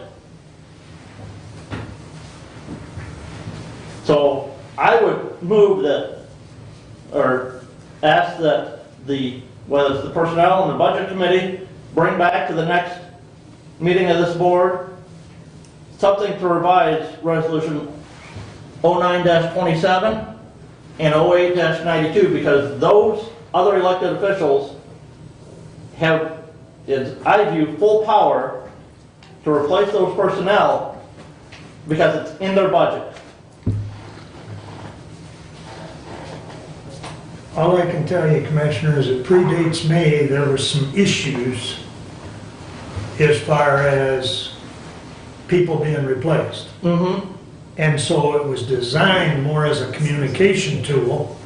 I only know of one instance where permission wasn't granted, carte blanche. And that instance was the full-time spot with Randy where it was changed to a part-time. That's the only one I'm aware of that was ever denied. So it was created more as a communication tool than a budget tool, okay? If we need to reword it or something, I'm okay with that, but it definitely predates me. I know there were some other, in 17 there was a proposed change to some of those, and then there was another one, 17-75, and I think 17-76. You know, if you want to bring them all, Or 17-026, because, yes, and even with talking with some people, I don't know as if the one resolution has been completely complied with, because the 09-27 requires that all new hires come in at the base level schedule in the schedule in the SEIU contract. And I have heard rumors, haven't seen it on paper, that there have been people hired in other departments that have not come in at, let's say level 7, schedule 1, but they've come in at level 7 maybe 1 year or 2 years on up that pay scale. Mr. Chair, just please. adding a little bit of historical perspective. I joined the Board of Commissioners in 2009. Point well taken in regards to the funding in the budget. However, there are some other more global issues that I think that it is important that those refilling those positions, when they're vacated, come back to. One is, and one of the things that I would love to see us finally address is that we have a line item for health insurance in the budget. We really don't cost off that to the individual department.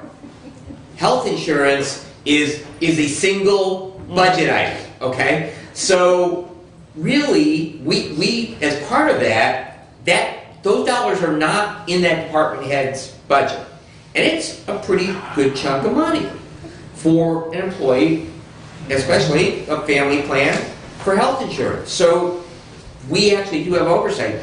The other thing is that we have to remember that with all of the department heads, whether elected or appointed, we are co-employers, and we also, you bring up a great point about the union contract, whether it's SEIU or any of the others, is that we are part of that process of negotiating those contracts. And so therefore, we want to make sure, and it gives us the opportunity to ask that very question, what level to that department head when they have to come to this room and publicly say, I have this vacancy, I want to refill it.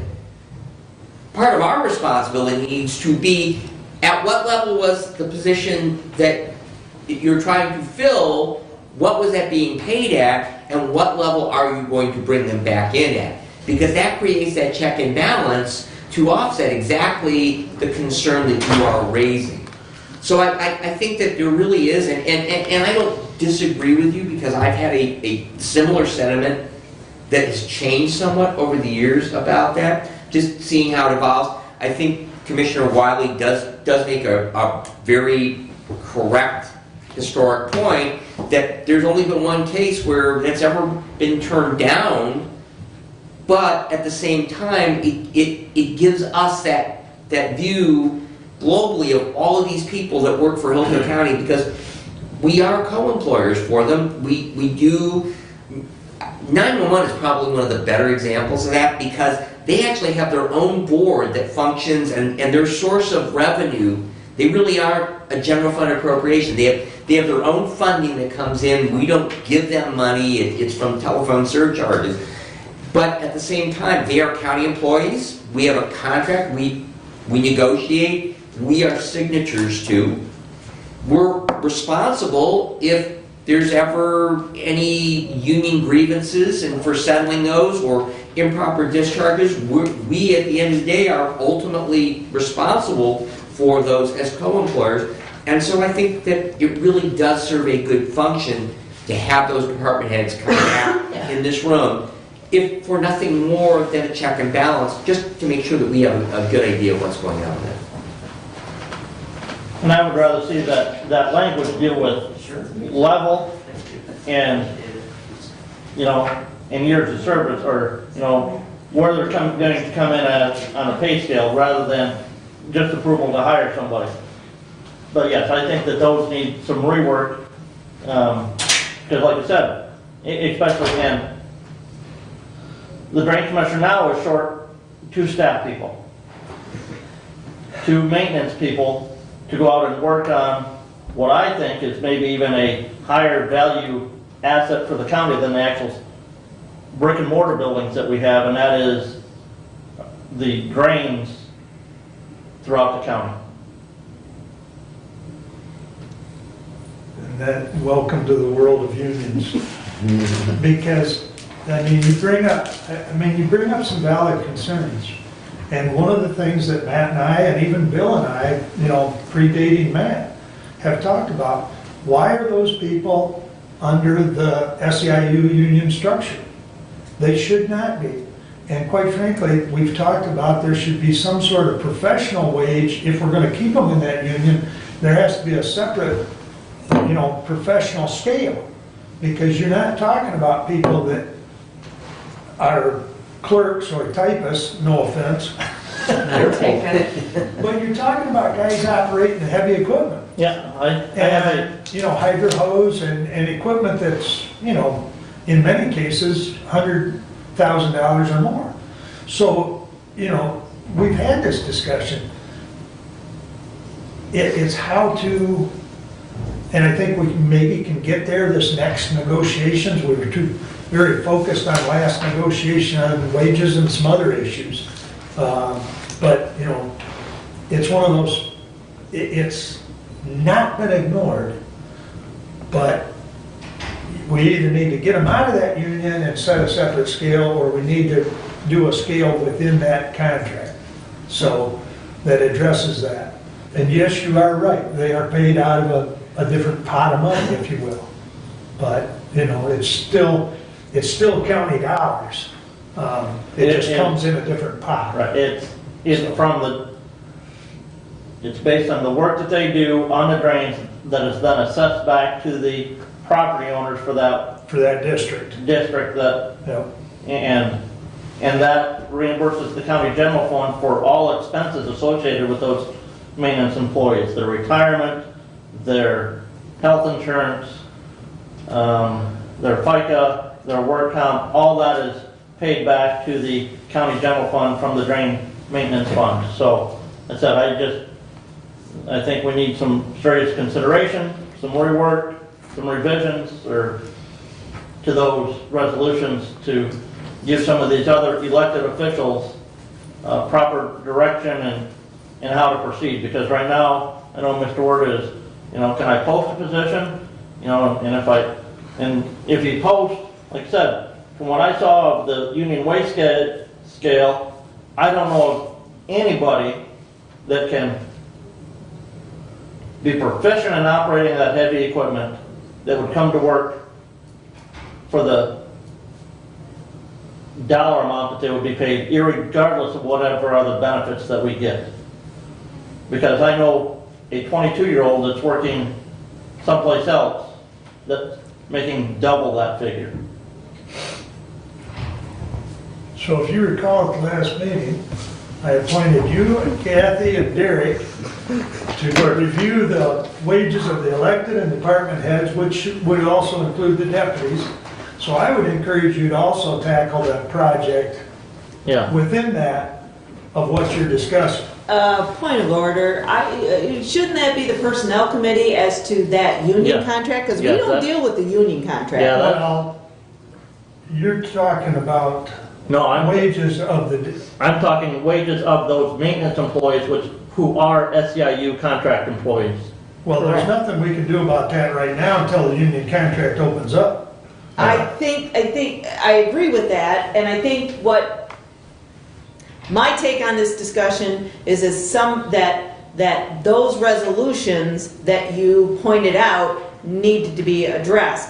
Again, I would think those resolutions would be under the Personnel Committee to come back with the right resolution. In talking to the Drain Commissioner, he brought these same issues up to me, and I said that during the year, during the union negotiations, when the contract comes back open, that should be addressed.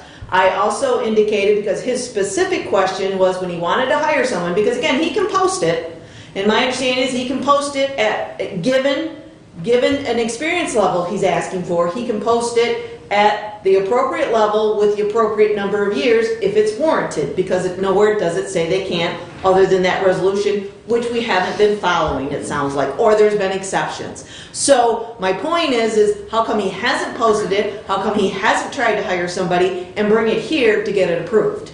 So if he is understaffed, it's also on him, he needs to post it and see what's out there. If you can't find anybody for that amount, then I would think he would come to this board and say, hey, we need to, post it higher because I can't fill these positions at that rate. So again, I would think it's more of a personnel issue, not Yeah. department heads and I elected agree with you. officials. I think that those resolutions If you should be want to reviewed. if you want to send them to me, Brad and I'll look at them. Yeah, I will. But, the co-employer part is duly noted. Yep. The communication part has, been a huge part of it in my time. The vast majority of those that you've quoted predate any of us. But the bottom line is there's been some hires, and not so much within the elected county officials, but within the courts that we never find out about. And so part of this effort was communication. So it Yeah. wasn't, Going back to that, we now don't have enough space in the courthouse building for and that's all the false. staff and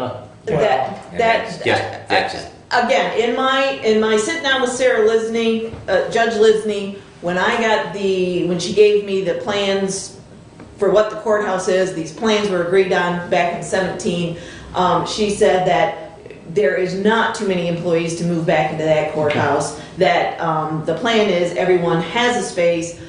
She has done nothing other than utilize that space during the social distancing under the COVID issues so people can spread out. When the courthouse is done, they will move into the courthouse and they will not need extra space. Okay. That is what Judge Lisney assured me of.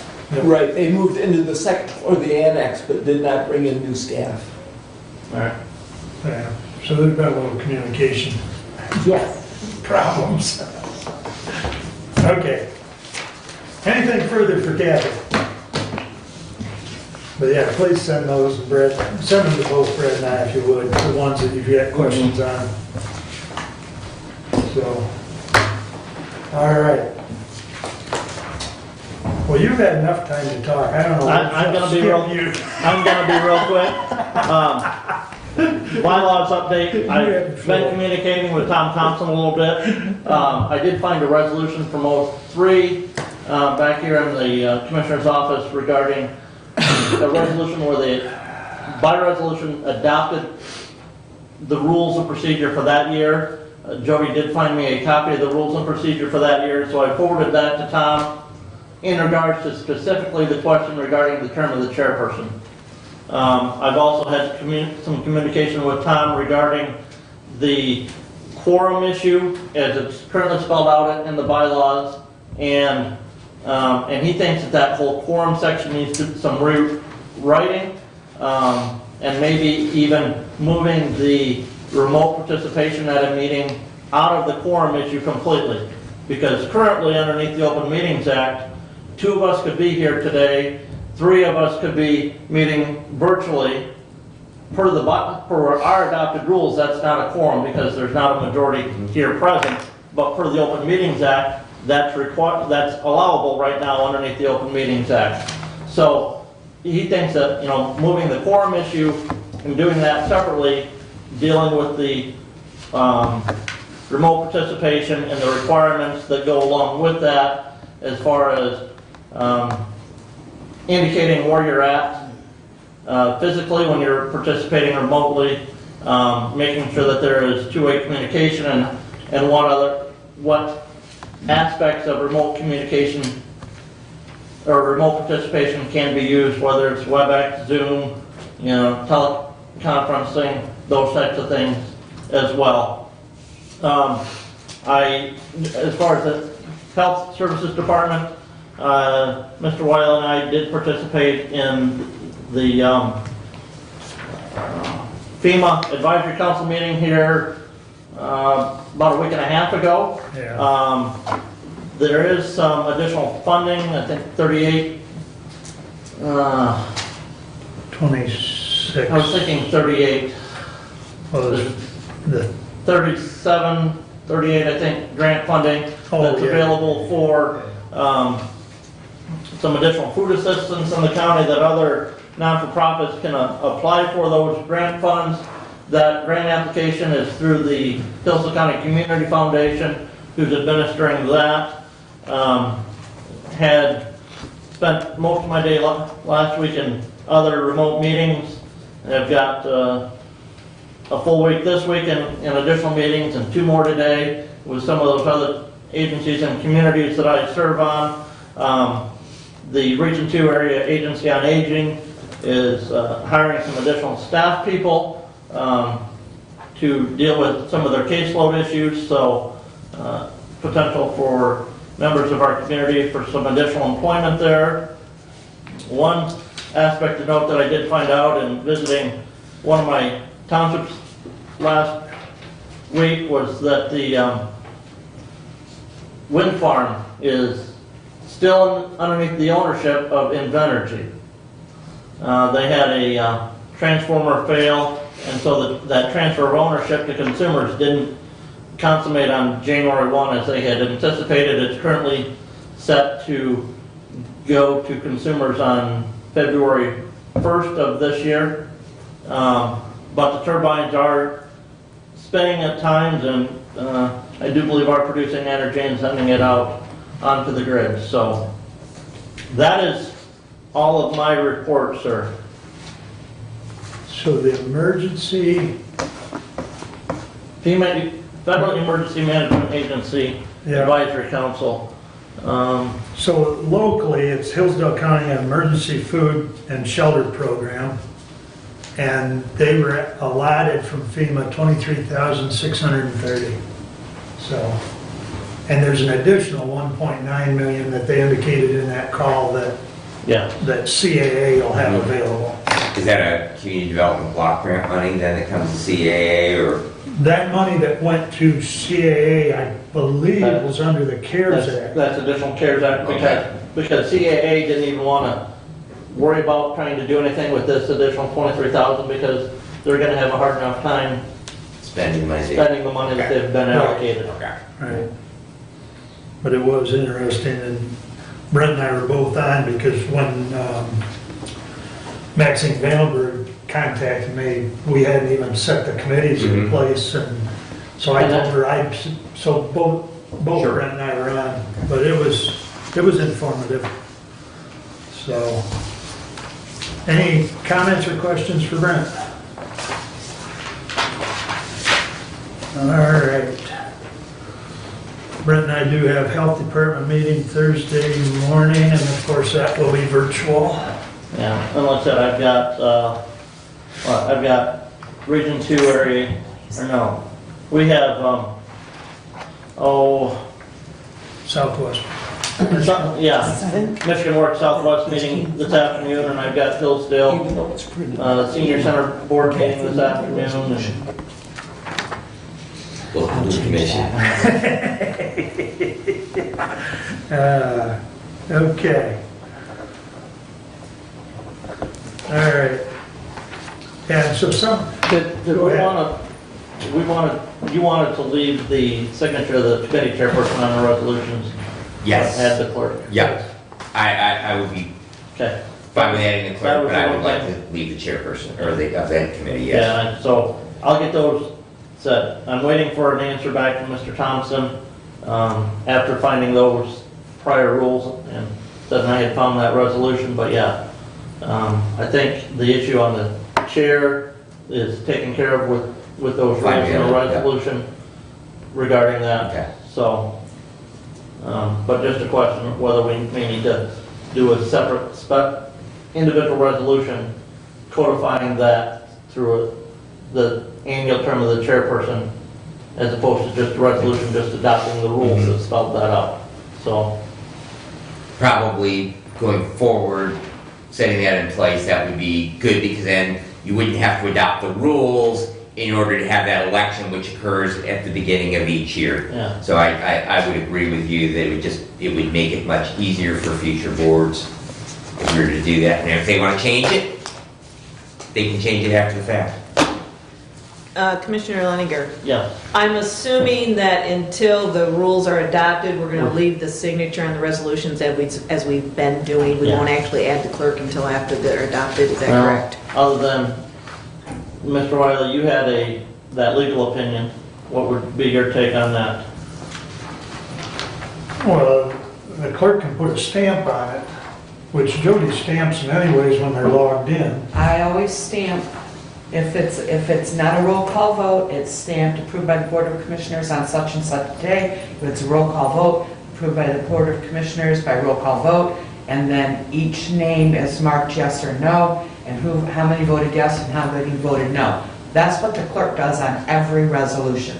So if it's our desire to have her name added to that stamp, I don't think that's impossible. But just one more thing for Jody, she's got to get a new stamp, that'll be the whole page. Spend more money on another stamp, But, and I don't know of anybody that's doing it, but I said, some of those resolutions that we've gotten from other counties and that communication, their clerks are all signing those. On some of them. Yeah, Some of them some will. of Right, yeah. It's not- There's 83 counties and 83 different ways of doing Yeah. it, so. 83 different legal opinions as to what to do. 2 hours in a room. And to that point, the resolutions and the vote, whether it be a roll call or whether it be, Because the minutes are signed by the. they're all in the minutes, and the clerk signs the official copy of the minutes. Well, the resolution number is not the actual language of the resolution. what I put is so-and-so moved to approve resolution, da-da-da-da-da, and then description of what that resolution is, supported by whomever and what the vote was on it. Yeah. And like I said, yes, the resolution and that is in there, but not the actual verbiage of the resolution itself. So these resolutions that we passed today, we're gonna have the resolution to adopt, the motion to adopt resolution 21-021, deputy drain commissioner, funding, but the actual verbiage itself will not be in the minutes. And so, yeah, that's, What you need to do, and I say this sincerely, you need to look at the official page that is about yay big that goes into the book in the vault. You need to look at that, because when I sign them and the clerk signs them, when you read down through that, you won't have any trouble telling what the resolution was, because Jody puts a pretty good description. Now, it's not the entire verbiage, but on the other hand, do we want 3 pages or 1.5, which probably the biggest one's been 1.5, maybe 2. So, I'm sure it was a streamlining issue, because when you look back in Yeah. the minutes, they used to put the entire resolution language in and those all the minutes. signatures in the official book. Quite frankly, tracking down 5 commissioners to come in and sign a book would be like herding cats. Sorry, it just is. but But I think we meet, as far as the clerk signing, I think we're meeting it by the fact that she's signing the official registered minutes. So, And that's maybe a question back to council on. and I think before you reach back to council though, take Yeah. time to look at that official document, and I think it'll give you a better perspective of what is and has been done for the last 20 years. Over 20 years. Over 20 years. So, I mean, if we've been wrong, we've been wrong for a long time.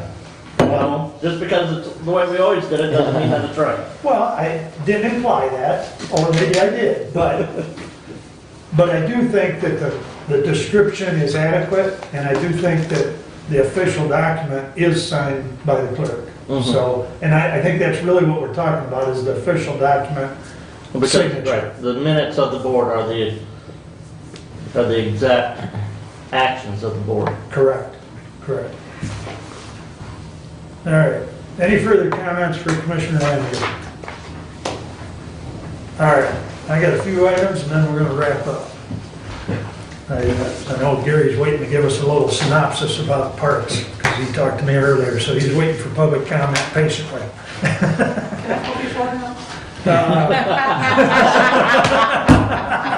What was that? Can I go before him? I'll recognize you first, Stephanie. All right. Let's see. The EOC meeting, I'll start with that. Doug and I have been doing these once a month with, EOC is basically the Emergency Management or Emergency Operations Center, function of emergency management. And we've been doing them no less than once a month. When it started, we were given an update on PPEs and so on and so forth as to actions that, so usually all the cities, villages, well, not all villages, but at the very least the cities, the fire department, sheriff, and we don't always get a big response from fire department, but we do get from the sheriff or the local police. Reading City Police is usually on, Reading City, Kim Bly, Jeff Gray over to Jonesville, Doug Terry up to Litchfield, Dave Mackey here in Hillsdale. And then, of course, we have Dave Holcomb's on, DHHS. Maggie Monroe has been joining us from the Senior Center, and I'm sure I'm leaving out a few. But the point is we've been trying to communicate countywide at least once a month. Medical care is on, and medical care gives us a report. The hospital gives us a report. And as of last Wednesday, medical care is continuing to test. They are actually getting, all their residents are getting their second shot today, so all the residents will be 100% vaccinated. And they have, when that was set up, it was set up for 3 shots. Because the thought is that quite a few of their staff were going to get their first shot on the second time around, which has turned out to be the case. And it's not just Hillsdale that set it up that way.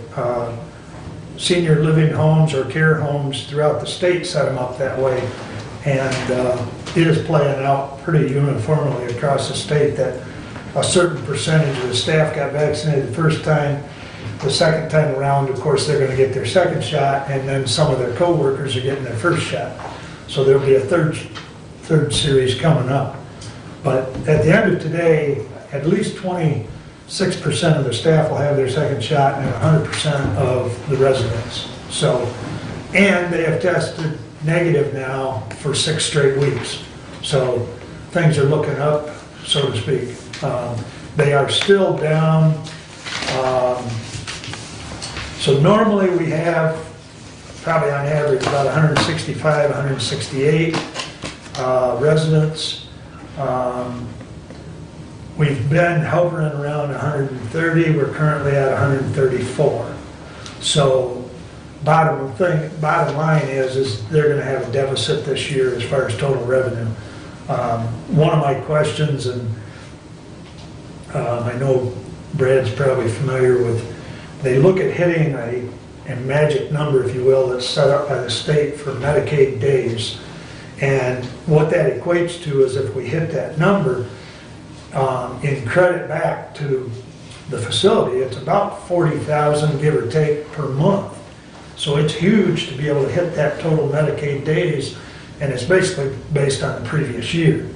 So they still have not heard from the state, although there's been words that to the effect that that's going to be grandfathered forward, because it's pretty hard to deal with it during a COVID year, because no medical care facilities were accepting new clients at a certain period of time.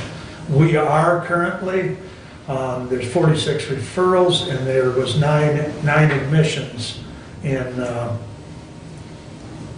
late December and early January. So with that said, it really didn't change our census number because there was 9 admissions, but there was 5 discharges and 4 deaths, so 9 and 9. But at least we didn't lose ground. So Terry also reported last week, last Thursday, that Hillsdale County, as a county, the positivity rate, and bear in mind that this is based on population, the number of positive tests,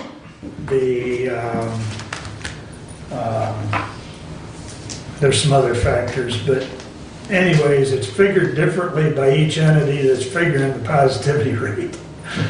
So it remains at 19.9% according to CMS, 16.6% according to DHHS, and 15% according to My Safe Start Math. So, take it for what it's worth. Best case scenario, we're at somewhere around 15% positivity rate. Well, and on that, Rebecca Burns was on the part of the Human Services meeting that we had last week, and she said, don't worry so much about the positivity rate. Worry more about the number of cases, not the percentage of those testing positive. Because if you really look at the MDHHS numbers, the number of tests administered in Hillsdale County is half by populace as those administered in Lenawee County. Right. Or Jackson County. So yeah, don't. I understand your point.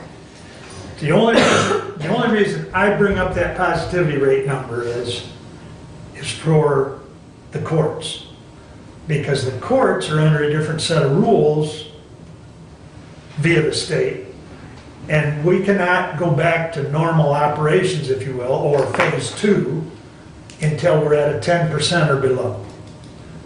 So that's why I bring that up. So on what number? The MDHHS number or? My Safe, from what Judge Lisney has told me, they're working off the My Safe Start map. Okay. So we're at 15, she needs 10, so we've still got that to work with. But, anyway, so that's why I bring it up. I don't disagree with your comments, but I was going in a different direction. but anyways, I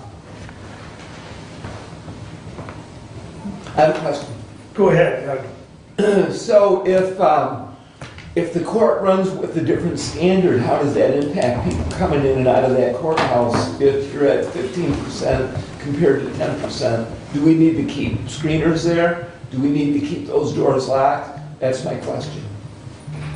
The answer to both your questions are yes and yes. Yes, we should have the screener, and yes, they could get by without the screener at district, but at the main courthouse, because of the clerk's office, we really need a screener down there. Because until they drop below the 10%, the chief judge, on her directives from Lansing, is indicating both those buildings need to stay locked. So it becomes problematic after January 31st. So, and you already heard today what the thoughts were from a couple of our employees in this building, but. I understand that. My question is more related to the direction by the courts or the judges. Yep. So, that that is definitely gonna be a problem come the first week of February. So this is our meeting that we have before the 1st of February. That is correct. What's your pleasure? Where do we get $100,000 a year? Because if you put a screener over there, and you don't put a screener over here, Well, you're gonna, once again, and if I might, you know, that is really, and the judges, all right, God love them, God love them, but the judiciary, because of the separation of powers, they operate in their own world. And if they want screeners on that building, then they need to find the dollars in their budget, because we've given them money, and then once that money is in a budget, it's theirs, that they can get the phone number right off the top of the contract, and if they want to do that, but I don't feel that that should be an action of us. so, There are other offices in that building. If those judges want control of their courtroom, I have no problem with that whatsoever. But the general public has the right to visit the clerk's office and to get their birth certificates and death certificates and marriage licenses and concealed carry weapons permits and all of those other functions that are needed from the clerk's office. And the last I checked, the chief judge or the Michigan Judicial Committee doesn't provide us funding to take care of that office and that building. I think we're getting off track. We're talking pandemic, we're not talking general. We can talk pandemic. But, you know, and my original conversation 2 weeks ago was not for the whole year, was just strictly through the end of March, which is $21,000, not $100,000 for the screeners. But be it as it may, we voted last time, but, you know, I'll be happy to re-entertain a motion, but I'm just saying it's gonna be problematic over there based on what not only the chief judge's view is on that building, but also the sheriff's view. Because the sheriff has also conveyed to me that he's gonna stand behind her as far as keeping that locked during the pandemic based on their phase level. So practical application of what you're talking about. Sounds to me that the judge is going to order that building locked. Commission has voted to let the term of the screeners expire, so there will be no screeners. Yep. That someone is going to have to unlock the door to let people in. Functionally, how is that going to happen? You don't want Jody's 2 cents on that. You know, it's a problem right now because there is nobody, and, you know, you put the burden on the clerk's office, which I don't think is productive, because then it's gonna take away from work time that they can, you know, conduct business. So, you know, Brad's point's well taken. You put a screener over there, you're gonna need one here. And I go back to my comment from 2 weeks ago. All I asked for was through March, because that's the current orders. The courts aren't in this building, though. No, I agree, but a screener will, and I'm not advocating you lock the door again. I'm just advocating that we do the screeners for through the end of March. And if you do one, and like I said, district court in the annex has already made provisions or arrangements to do without theirs. So you're really only talking 2. So now you're down, you know, as far as the total dollars. But you can muse on that or chew on it if someone wants to make a motion on that. But I will continue with my report unless you want to pursue something on that at this point, Doug. I have no motion.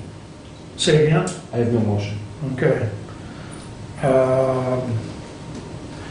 DHHS and medical care, I think I've already talked about medical care. The DHS meeting last week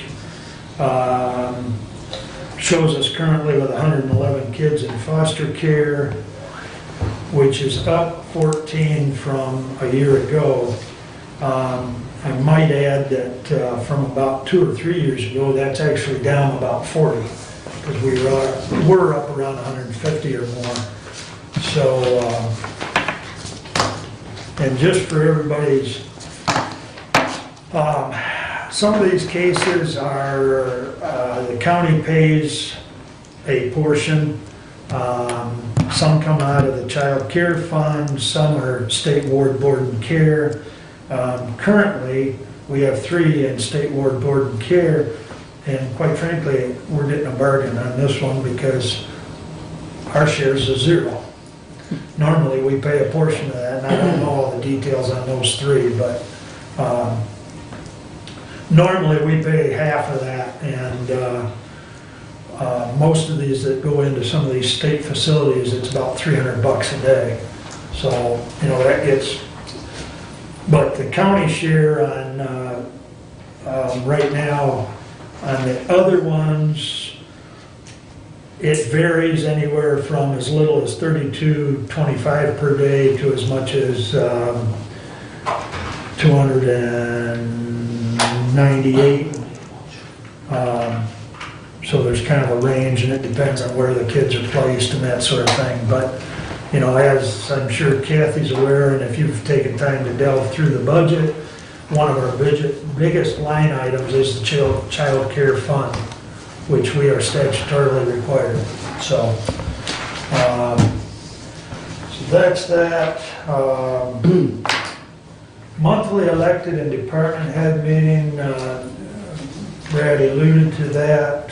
That's something that I started during the pandemic back in March or April to not only help with communication during the pandemic, but it's also something that I think that the chair and the vice chair should continue going forward, and will continue doing it virtually, because then the other elected and department heads can do it right from their own office. It allows communication between the board and the other elected. It also allows communication between the elected and their counterparts, if you will. There was some different things that were said that, afterwards, some of them commented to me, we really didn't know that, so it helps with the overall communication flow between the county family, if you will. And I did ask at the time, which this was last Thursday, how many we had off work, and at that point in time, we had 4 off work in various departments. 1 or 2 of them were awaiting test results. One was quarantining because of positive, and one was actually sick, but not necessarily COVID, but they were quarantining anyways. So let's see. The hospital's holding another vaccination clinic. You have until, and I had David send it out, it's also on the message of the day. If you're still interested in the vaccination, there still are openings, but I believe you have to log into that hospital website by 5 p.m. tonight. The email we got yesterday, the partners update from Rebecca, I thought said that the appointments for this week in Hillsdale were all For the health department, not the hospital. I was thinking that was the hospital's notice that When I she clicked said. on last night, there were still openings. Okay. So, and I believe it's 5 The o'clock. hospital has expressed some concerns about the health department reporting what they have, so Yeah, you have to kind of stay looking at both websites because they do change. Now, I do know that the health department administered 300 doses at Hillsdale High School on Saturday, and my understanding is that went pretty smooth. They're doing another, I believe, 200 at Jonesville High School this upcoming Saturday. But that's, as far as the number of doses and where and when and how, and, you know, it's changing almost daily. I know last week on the EOC call, the hospital indicated they were gonna order 3,500 doses. I did not get an update of whether they received those, you know, so. I have a question for you Yeah. as a health department board member. Yep. I noted that they were talking about vaccinating grocery store workers and some other categories there. I was wondering if those were based upon the federal essential businesses or what the criteria was in determining them. And the only reason why I ask is because my industry, specifically in retail, is a federally designated critical business. But the press release, I believe it was from the health department, specifically said grocery store workers. So I was curious if that was other federally designated businesses and merely an oversight in that, or if there was some other criteria that determined for that. I did not see the press release, so I would be remiss to comment on that directly. I do know they've been trying to follow the, you know, the guidelines Right. from both, primarily the feds, but I also know that if they've got extra doses, they'll move to the next. Right, yeah. So they're trying to abide by the guidelines, but yet administer doses to those that it would be in the next group or the next phase. So that's the best answer I have for you. Thank you.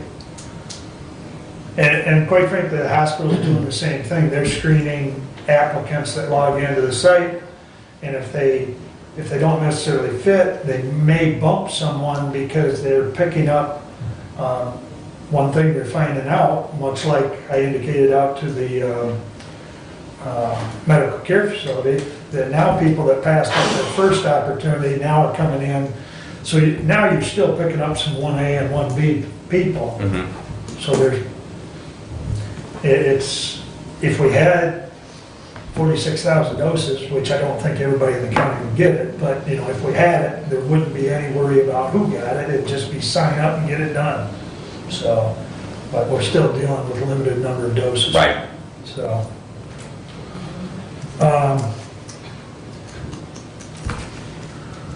well, that's all I have, unless there's another question or two. Yes, I do have another question.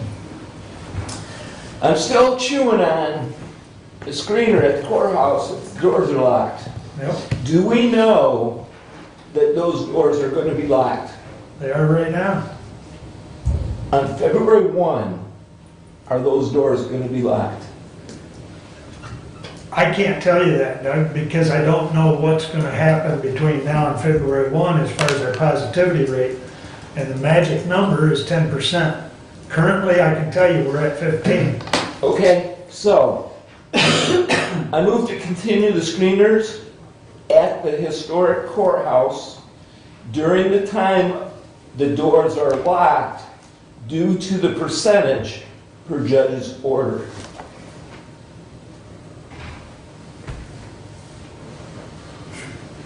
I'll support that.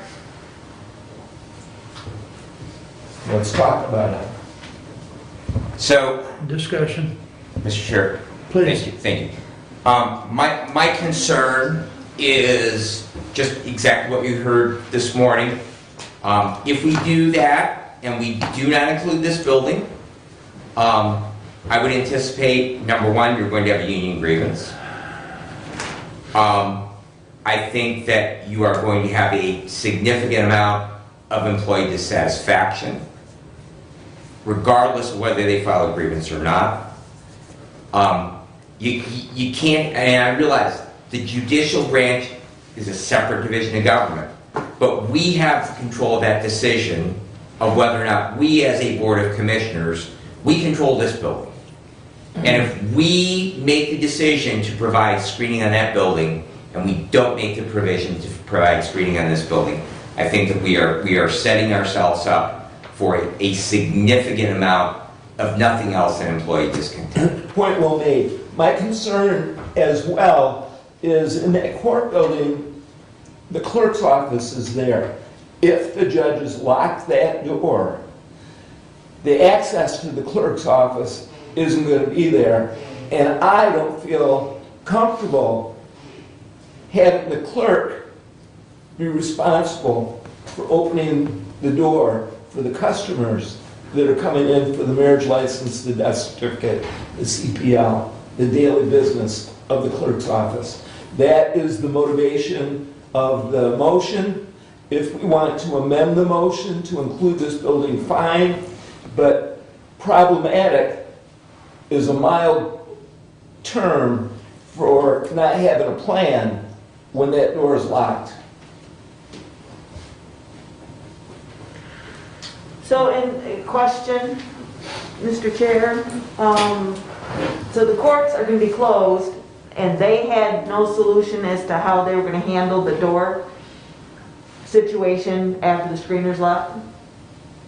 Well, they haven't been allowing anybody in because there's, they've been allowing people in on a very, very limited basis because of phase one, they're still doing the majority of their stuff via Zoom. So the point being, if the court's closed, court people aren't coming in. Well, their staff's there, it's just. When the staff can get in and on their own. What I'm saying is they don't need the court doesn't need a screener to allow people to get in to do court business. The court's closed. Well, I'd say that's probably somewhere around 80%, correct? Because my understanding is there's still some, probate issues being dealt with in person. No? I think they have a sign on their door that says all filings must be done via email or Okay. regular mail.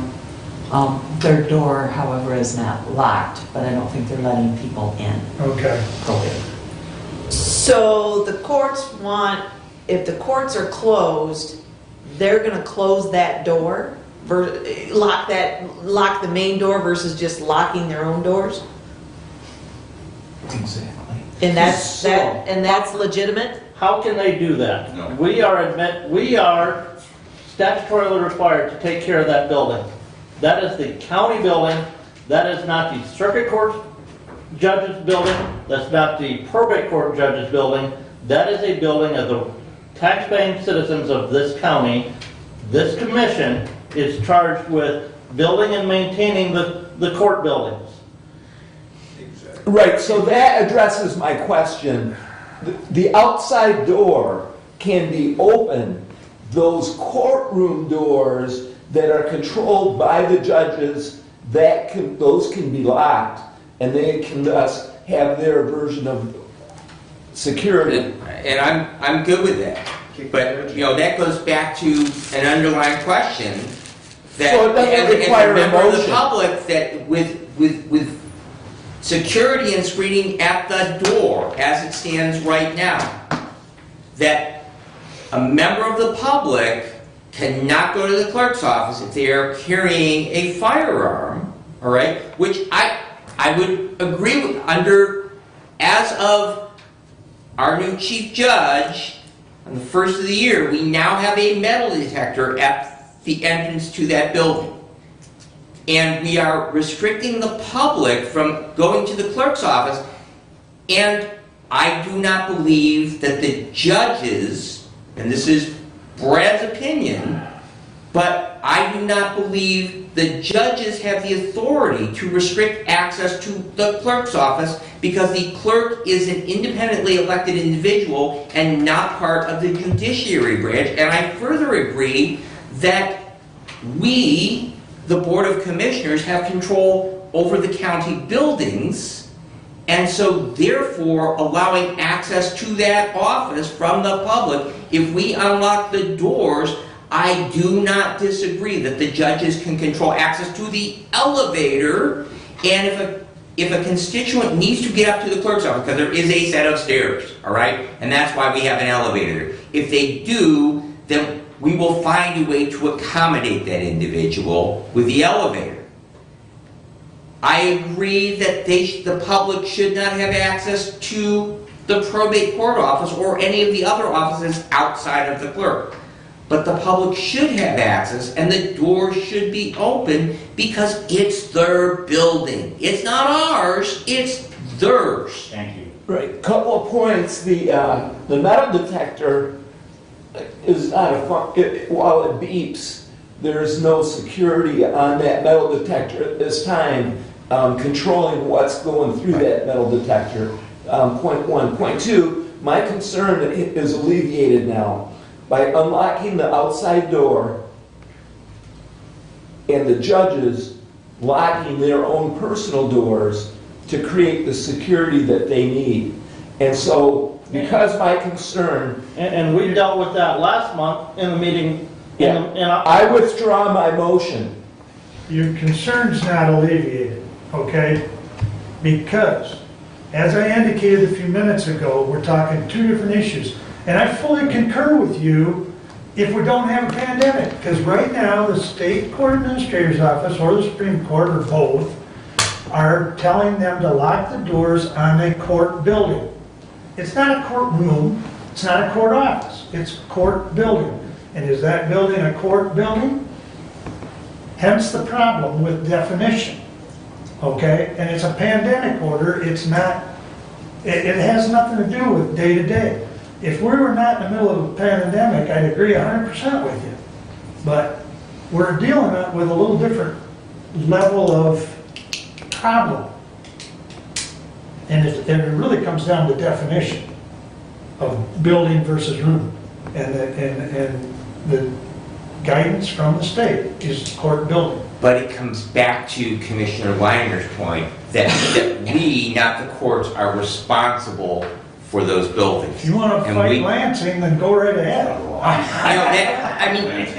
And I would argue that I am willing to give the judicial branch of government control over the judicial branch of government. Yeah. But the judicial branch of government doesn't make law. They simply interpret the law. Yep. But, like I said, I'd agree with you 100% if we weren't in the midst of a pandemic. Because there's the problem. But we come right back to if we have a screener at that building, Yep. we create the conflict that we need to have a screener at all of our buildings. Yep. Yep. I follow your logic there as well. And I argue and will continue to argue that the public that comes to do business in this building comes and goes from doing business in other buildings without having to deal with a locked door. And it's their building. They deserve the right to come in here. Well, they have the right to come in with an appointment. I don't understand, because of the pandemic, why we're so up in arms whether the door's locked or not. We're not saying you can't do business, you just have to make an appointment. You know, like my 3 months to get into the Secretary of State to get a chauffeur's license. So you know, I mean, you want to tell people they got to wait 3 months for a marriage license? Okay, you're saying that it's a 3-month wait at the Secretary of State. Is it a 3-month wait at our clerk's office? It's And not. I'm seeing a head shake no. I understand that. But if people can walk into Walgreens, if people can walk into Walmart, they should be able to walk into this building. It is their building. There's a difference between the rules that apply to Walmart and the rules that apply to these buildings that we're talking. Please explain the difference. Well, the one difference is you have a courthouse that has courthouse rules that say that that's going to be closed because of the rules. We don't have a rule that Walmart's going to be closed. I mean, if you want to talk about rules, let's talk about these masks and let's talk about this meeting in person. Because my understanding on the rule on the meeting in person is that this is illegal. And I have people in that audience that wants to take us to court on because of things we do illegally, but we're meeting in person illegally according to a lawyer who has given that opinion. So if we're going to do legal, then why are we meeting in person? There's no law. Because the interpretation is that we can't have this meeting in person. And again, I mean, I'm here, I'm not afraid for my personal safety, but it's a matter of if we're gonna do things legally versus illegally. And I don't support illegal rules and illegal actions. We can't add to that. So the law doesn't state that those offices have to be closed. And as far as the courts go, it's not a law, it's an edict from the state court administrator. And they can lock their doors. Let them lock their doors. If those doors are locked though, how are the customers gonna? To the courts. To the courtroom, Okay. to the court offices. Yeah. Their authority extends to those offices. It does not extend to the clerk's office. And very honestly, it doesn't extend to the prosecuting attorney's office. The prosecuting attorney is a separately elected office. My concern is alleviated. If those doors, if the outside door is not locked, my motion does not apply. If that outside door is locked, I stand by the motion. Do we know if that door is going to be locked or unlocked? We voted in our last meeting to unlock the doors. Does that stand with the judge's ruling? On this building, it stands. On those two buildings, the doors are locked. They are locked currently. That is correct. How do you get people into that building? Well, right now, they have to call the clerk's office. No, the screens are still Okay, there. well, the screeners are still there. They call our office and make an appointment. And if somebody shows up at the door and we judge how many people are going to be in there, if we can get them in when they are there, we tell the screener to let them in. And Bob actually has a walkie-talkie and He has a phone. phone now? Yeah. Okay. Started out as a walkie-talkie. But, so it's worked, it's functioned quite well, but, without that screener at the door, that's gonna be problematic, but, I mean, I can tell you that the clerk's office is not going to run up and down those stairs to open a locked door to let somebody come into our office. So as far as we are concerned, you either unlock the door and people can come in and the judges can do whatever, or we keep somebody, I don't care if it's one of you, to let those people in at the door. I'll take 8 to noon. well, we're approaching the noon hour. So there's a motion and second. You withdrew your motion, but we don't know if the second has been withdrawn. I stand by withdrawing my motion. For Roberts, the second doesn't have to agree. If somebody objects to him withdrawing, then we would have to vote on the objection on that. So if Kathy wants to object to him withdrawing his motion and wants to proceed to vote on it, we can do that. And I believe that's a privilege motion. Or that the vote on the motion of withdrawal is privileged, correct? I do believe you're correct, yes.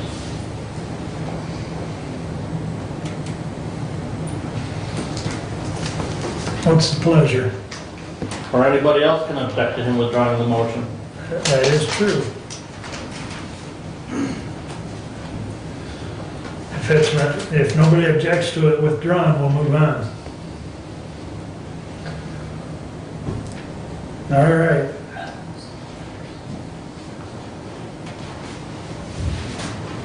I believe that brings us up to public comment finally. Stephanie, please. Ladies first.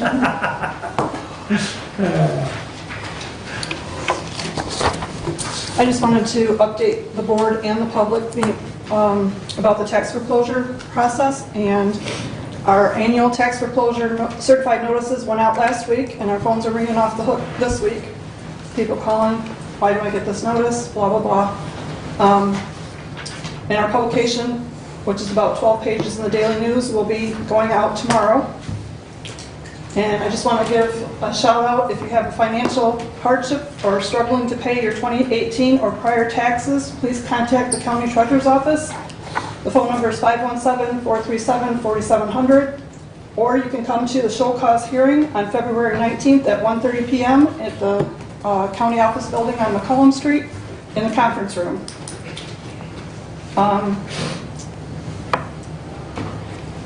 The purpose of the meeting, or the appointment rather, is to see me to see if you qualify for a 1-year extension on your delinquent 2018 taxes or prior. You'll need to bring proof of income and proof of 2 years of federal tax returns. We don't want you to lose your home to foreclosure. As county treasurer, I want to keep people in their homes. And also the judicial hearing will be held via Zoom rather than at the courthouse because of the closure. And that information is at the county treasurer's office. It's too long to read. That's all I have, thank you. The show cause hearing was right here. Yes. And what was the date and time again, please? February 19th at 1:30, that's Friday, a Friday. And I meet in that office there, and people wait out here. Okay. Thank you, Stephanie. Thank you. How many homes do you have right now, Stephanie, that's on this? Bob, you can get with her later on that if you would, please. Thank you. Gary? Thank you, Gary. These look longer than mine. He's a gentleman, Stephanie. Well, I kind of felt like I was in the, we were back in the military, Mark, RHIP. She outranks me at this point in time, right? For those of you who don't know me, I'm Gary Leininger. I was elected to the Road Commission in November, and as a result of that, also serve on the Parks Board in Hillsdale County. And I live at 10631 Burt Road, Pittsford, Michigan, for the record. And my purpose in coming today is to provide some information, and I'm not going to take long.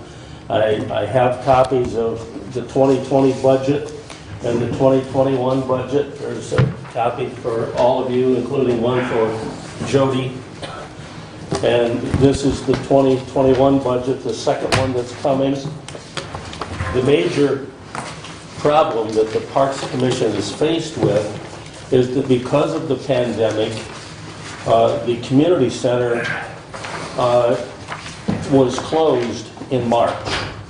And typically in an annual year, they will have $14,000 to $16,000 worth of revenue come in from renting out the community building. Well, one of those copies is for me. Probably the top one. You guys have my name on it. Go, Gary. Okay, here, I'll trade you.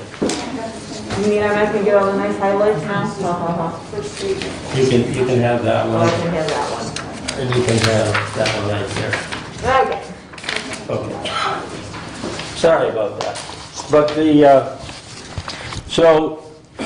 the 2020 budget, it shows that the revenue for the community center rental there on the front page was $2,825.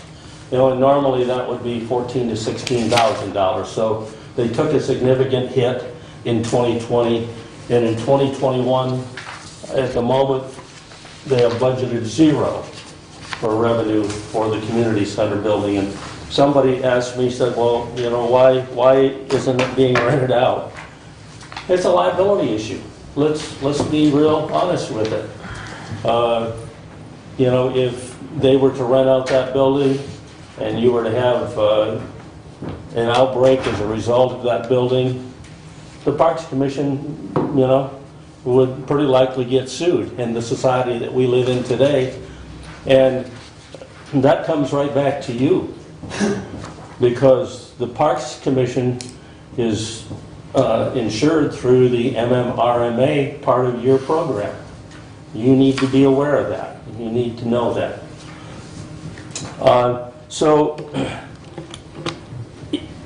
For many years, the county has appropriated $25,000 a year to the Parks Commission for operating budget. And that's right on that front page too.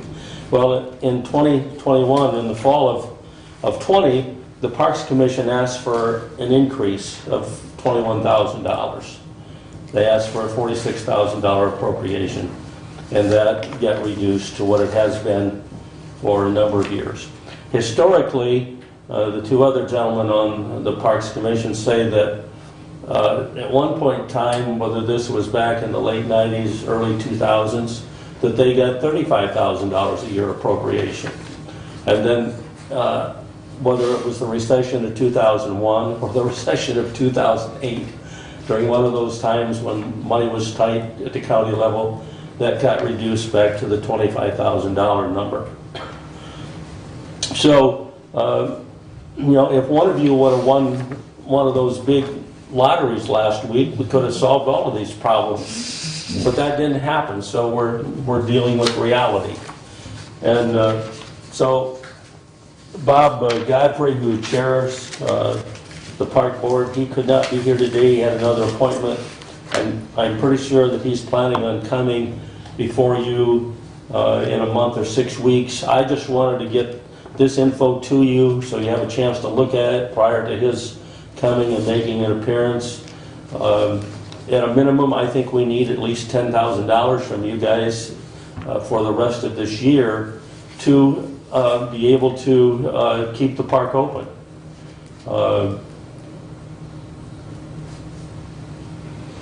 The maintenance and the money that we're looking for is primarily for maintenance. You know, we're not asking to spend it on capital improvements or anything, but if you notice in the on page 2 of the 2021 budget, the park director's salary plugged in at $9,500 and initially, but what was adopted was zero because of lack of funding. You know, and so we still have money in the budget for the park labor, and that's at $11,500. So with that, I'm gonna, you know, I'm standing in the way of you guys adjourning and going to lunch. That's a bad spot to be in. You know, if you have a quick question now, I'd be happy to try to answer it, but I wanted to give you, this is all public information, no secrets here, but you know, wanted to make you aware of some of the challenges that we face. If the pandemic was not here, had not come, it wasn't here, I wouldn't be standing here today. So, I'll hold you to that next year. yeah. Thank you for your time. And if you have any questions, whether it's now or later, my telephone number is listed in the book. I don't hide from anybody. Feel free to give me a call if you have a question down the road. So I'll just make a general comment to the board. Gary and Bob, thank you, have both communicated with me. We do plan on continuing this discussion when Bob can be on standing order, which is the appropriate time for that two-way communication. I do appreciate Gary bringing in these numbers so that everybody can have a chance to look at them ahead of Bob's visit, which hopefully, like Gary said, will be sometime in the next 4 to 6 weeks or some such.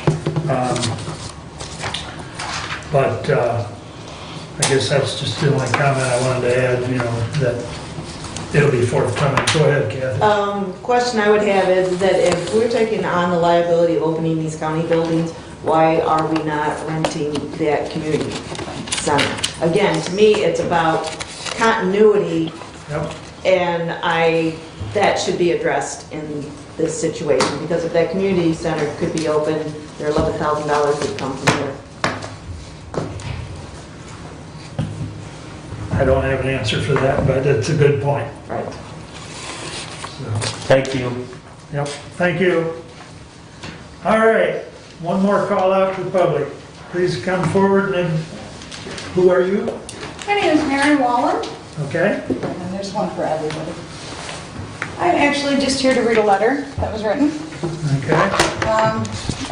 Hope it's not too long. No. Believe it or not, I'm pretty good at reading, so. We the people.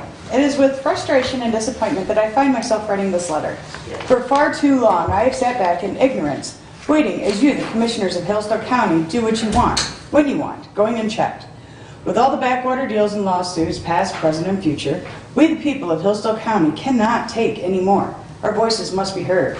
In the past, I have heard the word constituents. We, the people of this great county, are not your constituents. We are your bosses.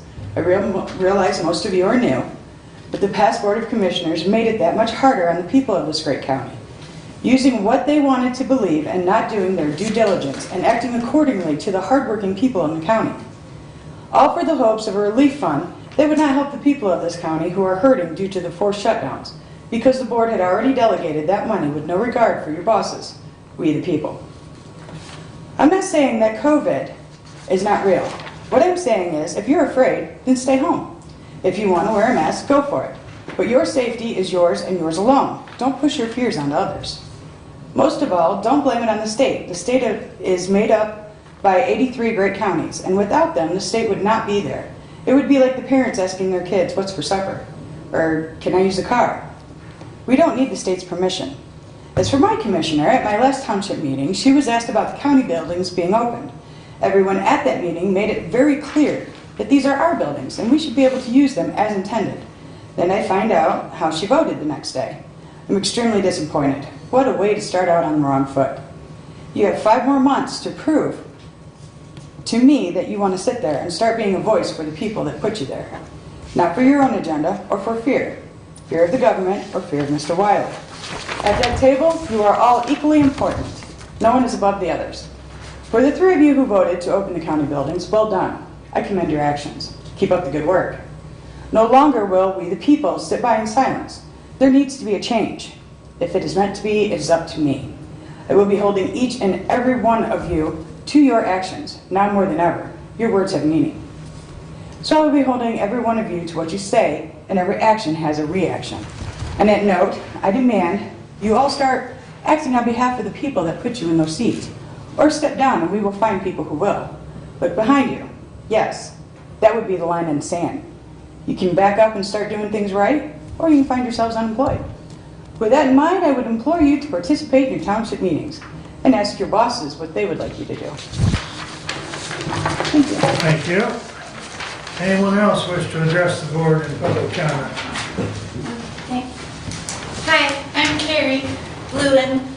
I live on Austin Road in Camden. I own 120 acres and the land is paid for, so I'm not going anywhere. I plan to die on that land. I have a 5-year-old child. I am not in a pandemic. I want to make that clear. I have not ever been in a pandemic. The screener downstairs told me very clearly, she was very polite, poor dear, told me that I would not be allowed to enter into this meeting or participate in this meeting unless I put a mask on. Intimidation. That's what the screener at the door is doing. Just for your knowledge, this morning, that's what happened. I have the letter from Grand Traverse County that was sent to the governor, the resolution, and the resolution that was sent from Baraga County to our governor. My main point here today is just to find out which of you would like to send a resolution to our governor saying that we are not going to participate in any more lockdown, shutdown orders. So this issue of, is the courthouse locked and who's going to open the door? And I know that 2 of you voted against opening county buildings, so I would assume that you're not going to send a resolution to the governor, but that's my question. Which of you would be interested in sending a resolution similar to the Grand Traverse County resolution and the Baraga County resolution to Governor Whitmer in Lansing? For the clerk, we did not catch your name, please. Carrie, K-A-R-I. Okay. Bluin, B-L-O-U-I-N. Thank you. Thank you. Okay, thank you. If you were done. Yeah, are you going to answer my We don't normally question? engage in public comment. Oh, very good. Thank you. Thank you. Thanks. Bob Jarvis spoke. Here we go. Take two, they're small. There is an appreciation between us, I think. Yes, sir. Go ahead. But I don't want to be too powerful. Yeah, One you is- stand between us and lunch, like Gary said. That was fascinating. No, power does what it wants. That's a very interesting statement. Just let that sink in for just a minute. The reminder of the Fourth Amendment, I hope that some people will remember what exactly that means, especially when you're going to try to make sure that they cannot come in when they have to have appointments. The next is that Randy, you guys spoke of Randy. Randy has done a great job. In addition to, I've consulted with Randy with some of the woodwork that had to be done, which means that, you're talking about a 1.5 inch, 2 inch pieces of wood and I have some of the old woodworking material items, everything that you could make that with. And so it was just a big deal to Randy to ensure that place looks as best it can be. But I did like what you had to say, Mr. Leninger. Focus on where you're going to go with that money, and we need to know just about where we're going to land. And I think that's appropriate.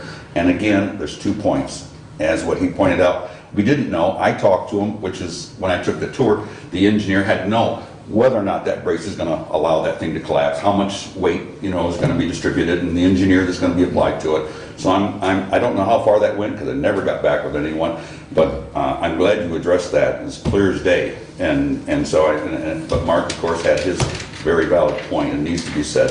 So I hope we do get, to getting that.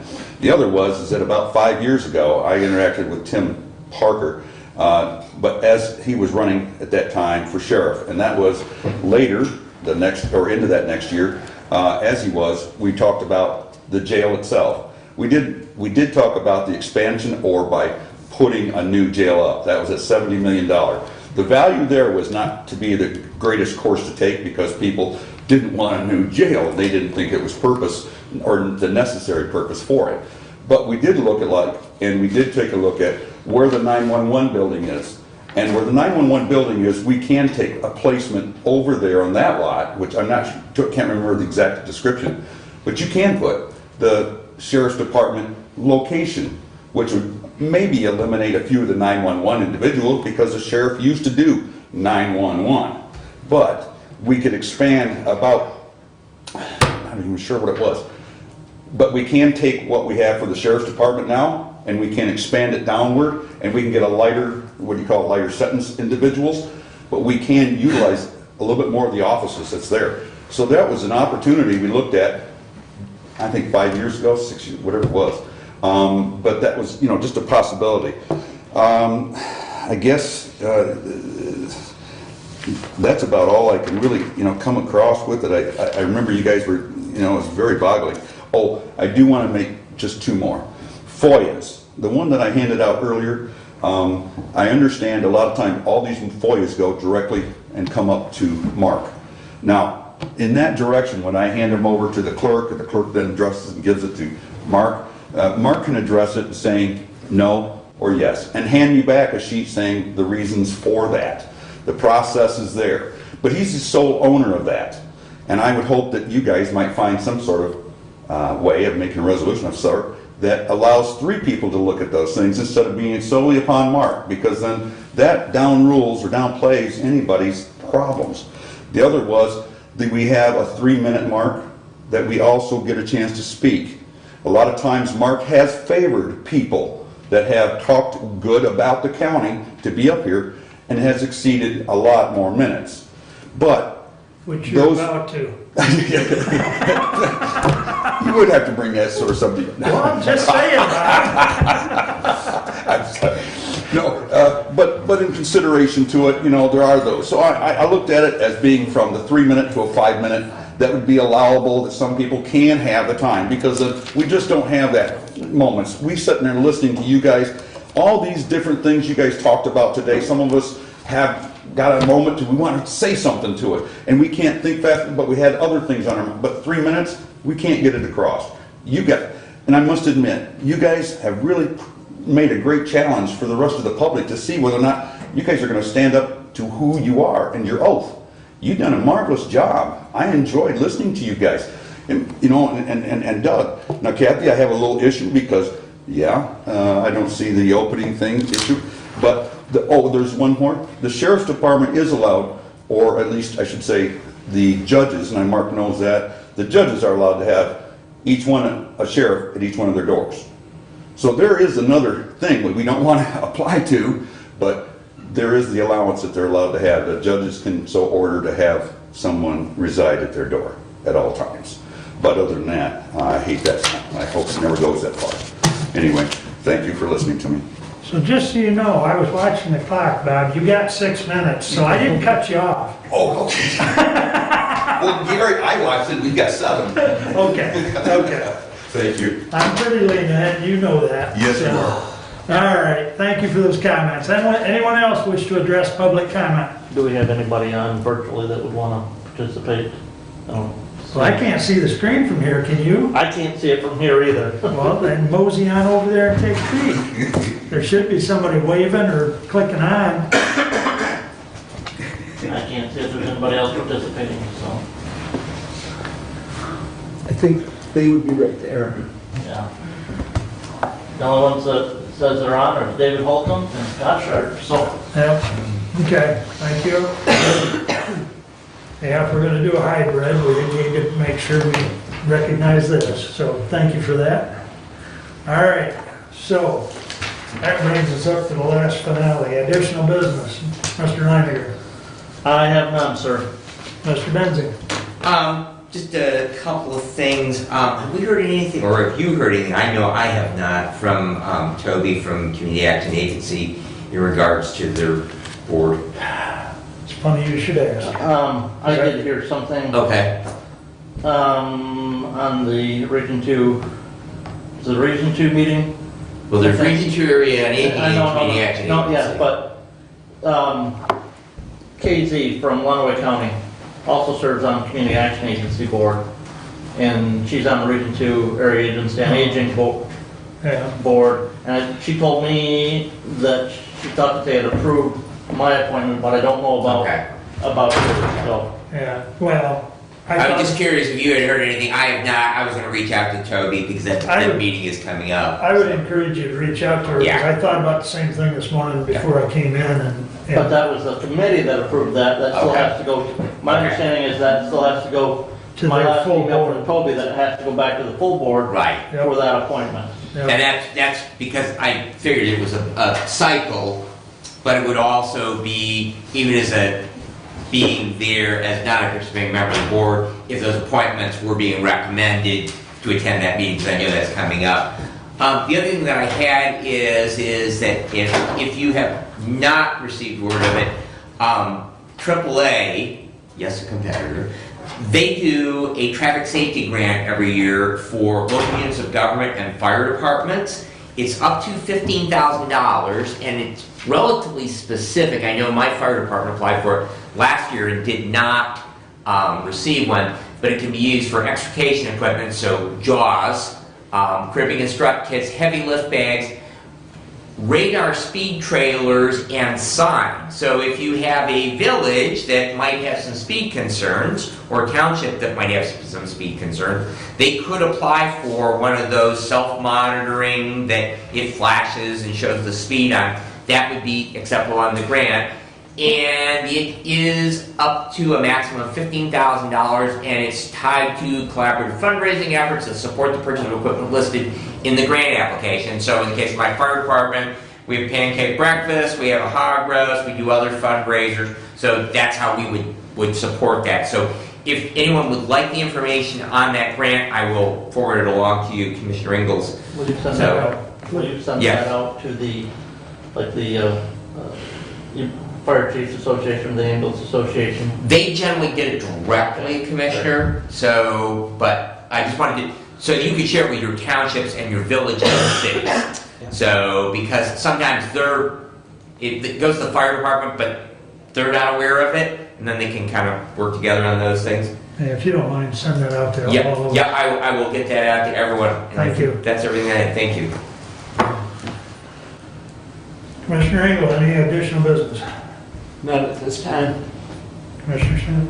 yes, I would like to know how we're meeting in person and how that's legal. Because on my school board, I'm told it's illegal to meet in person. So how can we do this? What is that? Tension in the law.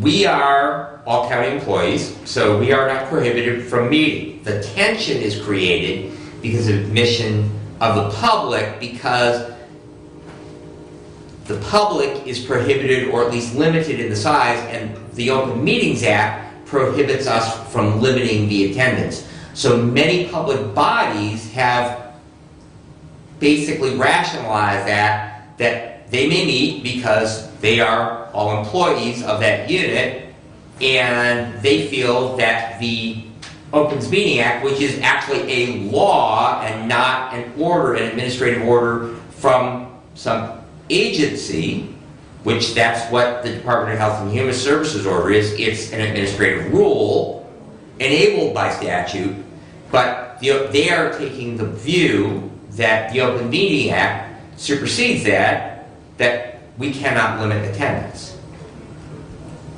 I would disagree maybe with your analysis, because I have a lawyer on the school board that says his opinion is we could not meet in person. And it's our lawyer. It's a lawyer we use. Yeah. So if our lawyer's saying his legal opinion would be is we can't meet in person, how are we meeting in person?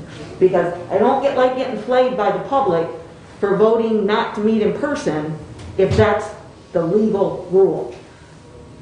And I don't know how three of us can vote to meet in public, and we're here in public, if the rule is we can't, if our lawyer legal opinion would be is that we don't meet in public.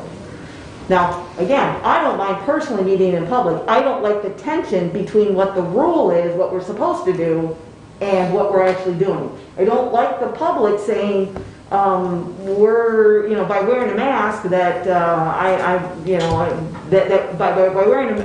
by mandating mask usage, we are enforcing an illegal rule. And that would be my other question. How did we have people in here with no masks on? Why did we have somebody commenting that someone's bullying her to ask her to wear a mask when the policy is you have to wear a mask? And so do we either have to wear them or do we not? What is the legality? Because I don't like being made to feel like it's my personal opinion that I'm voting on versus following the rule of law. And you could have 10 attorneys in a room, and you're going to get 10 different individual opinions on a statute or an order from the state. The MDHHS order, as I read it, there's a specific line item in there regarding the wearing of masks that are not required for anybody who has a medical condition. HIPAA, which I am very versed with, you cannot ask somebody what their medical condition is that precludes them from wearing a mask. Now, you can ask a person, do they have a medical condition? And if they tell you they do, then the MDHHS order says you can't restrict access to them because they're not wearing a mask, because the MDHHS order, and I do believe it was item 8.2, and that order has changed around so much, and I haven't looked at the most recent one, but there is a line in there that says somebody declares a medical condition, and you don't have to leave it to an assumption that they have a medical condition. You can ask if they have a medical condition, but if they declare a medical condition that precludes them from wearing a mask, they don't have to wear a mask. That is written right in the order. The order, as written, I can't take my family out to dinner when a restaurant opens on February 1st and sit together. And so, because there are 8 of us, and a restaurant would be in violation of the MDHHS order by sitting all 8 of us at one table.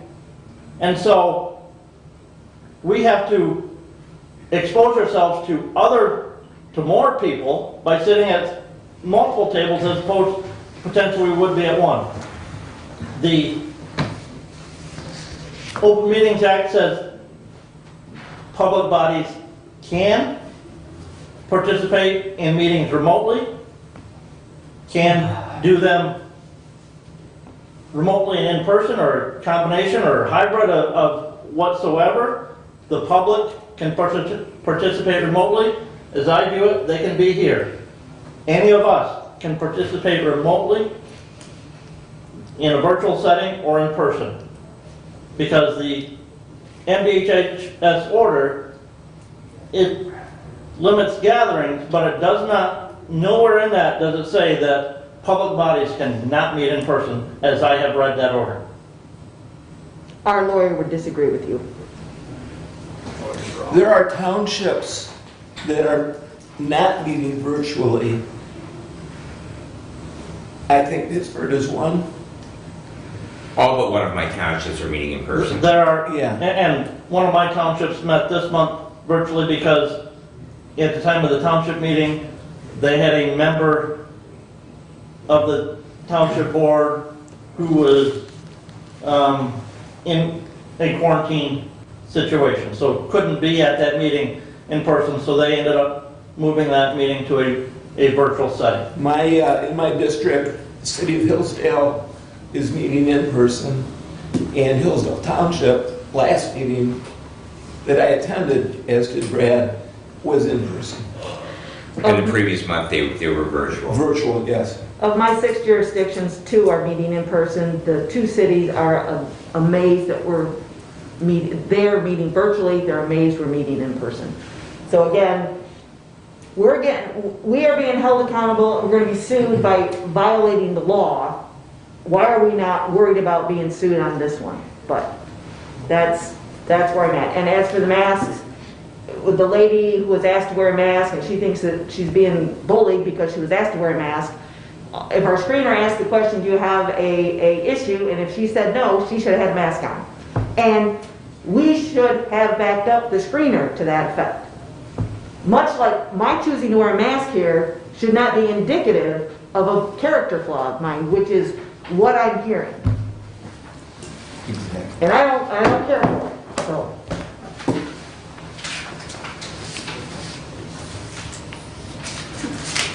I can't say I disagree with any of your comments, Kathy, because, you know, the mask wearing has, even Joe Biden, if you will, signed an order on his first day requiring masks within all federal buildings. Now, take it for what it's worth. You know? And then chose not to wear one. Then he did a photo shoot. Yeah, so, but, you know, the mask thing's been controversial since March. But the bottom line is, the CDC, as well as our own health department, has indicated the masks do help. Yeah. So, you know, we try and practice best practices, but, you know, it echoes in my head one of the comments that former Commissioner Caswell, he used the word respect. And it comes down to respecting your fellow human being. And some people's refusal to wear a mask is simply based on that conversation. He used the word disrespect.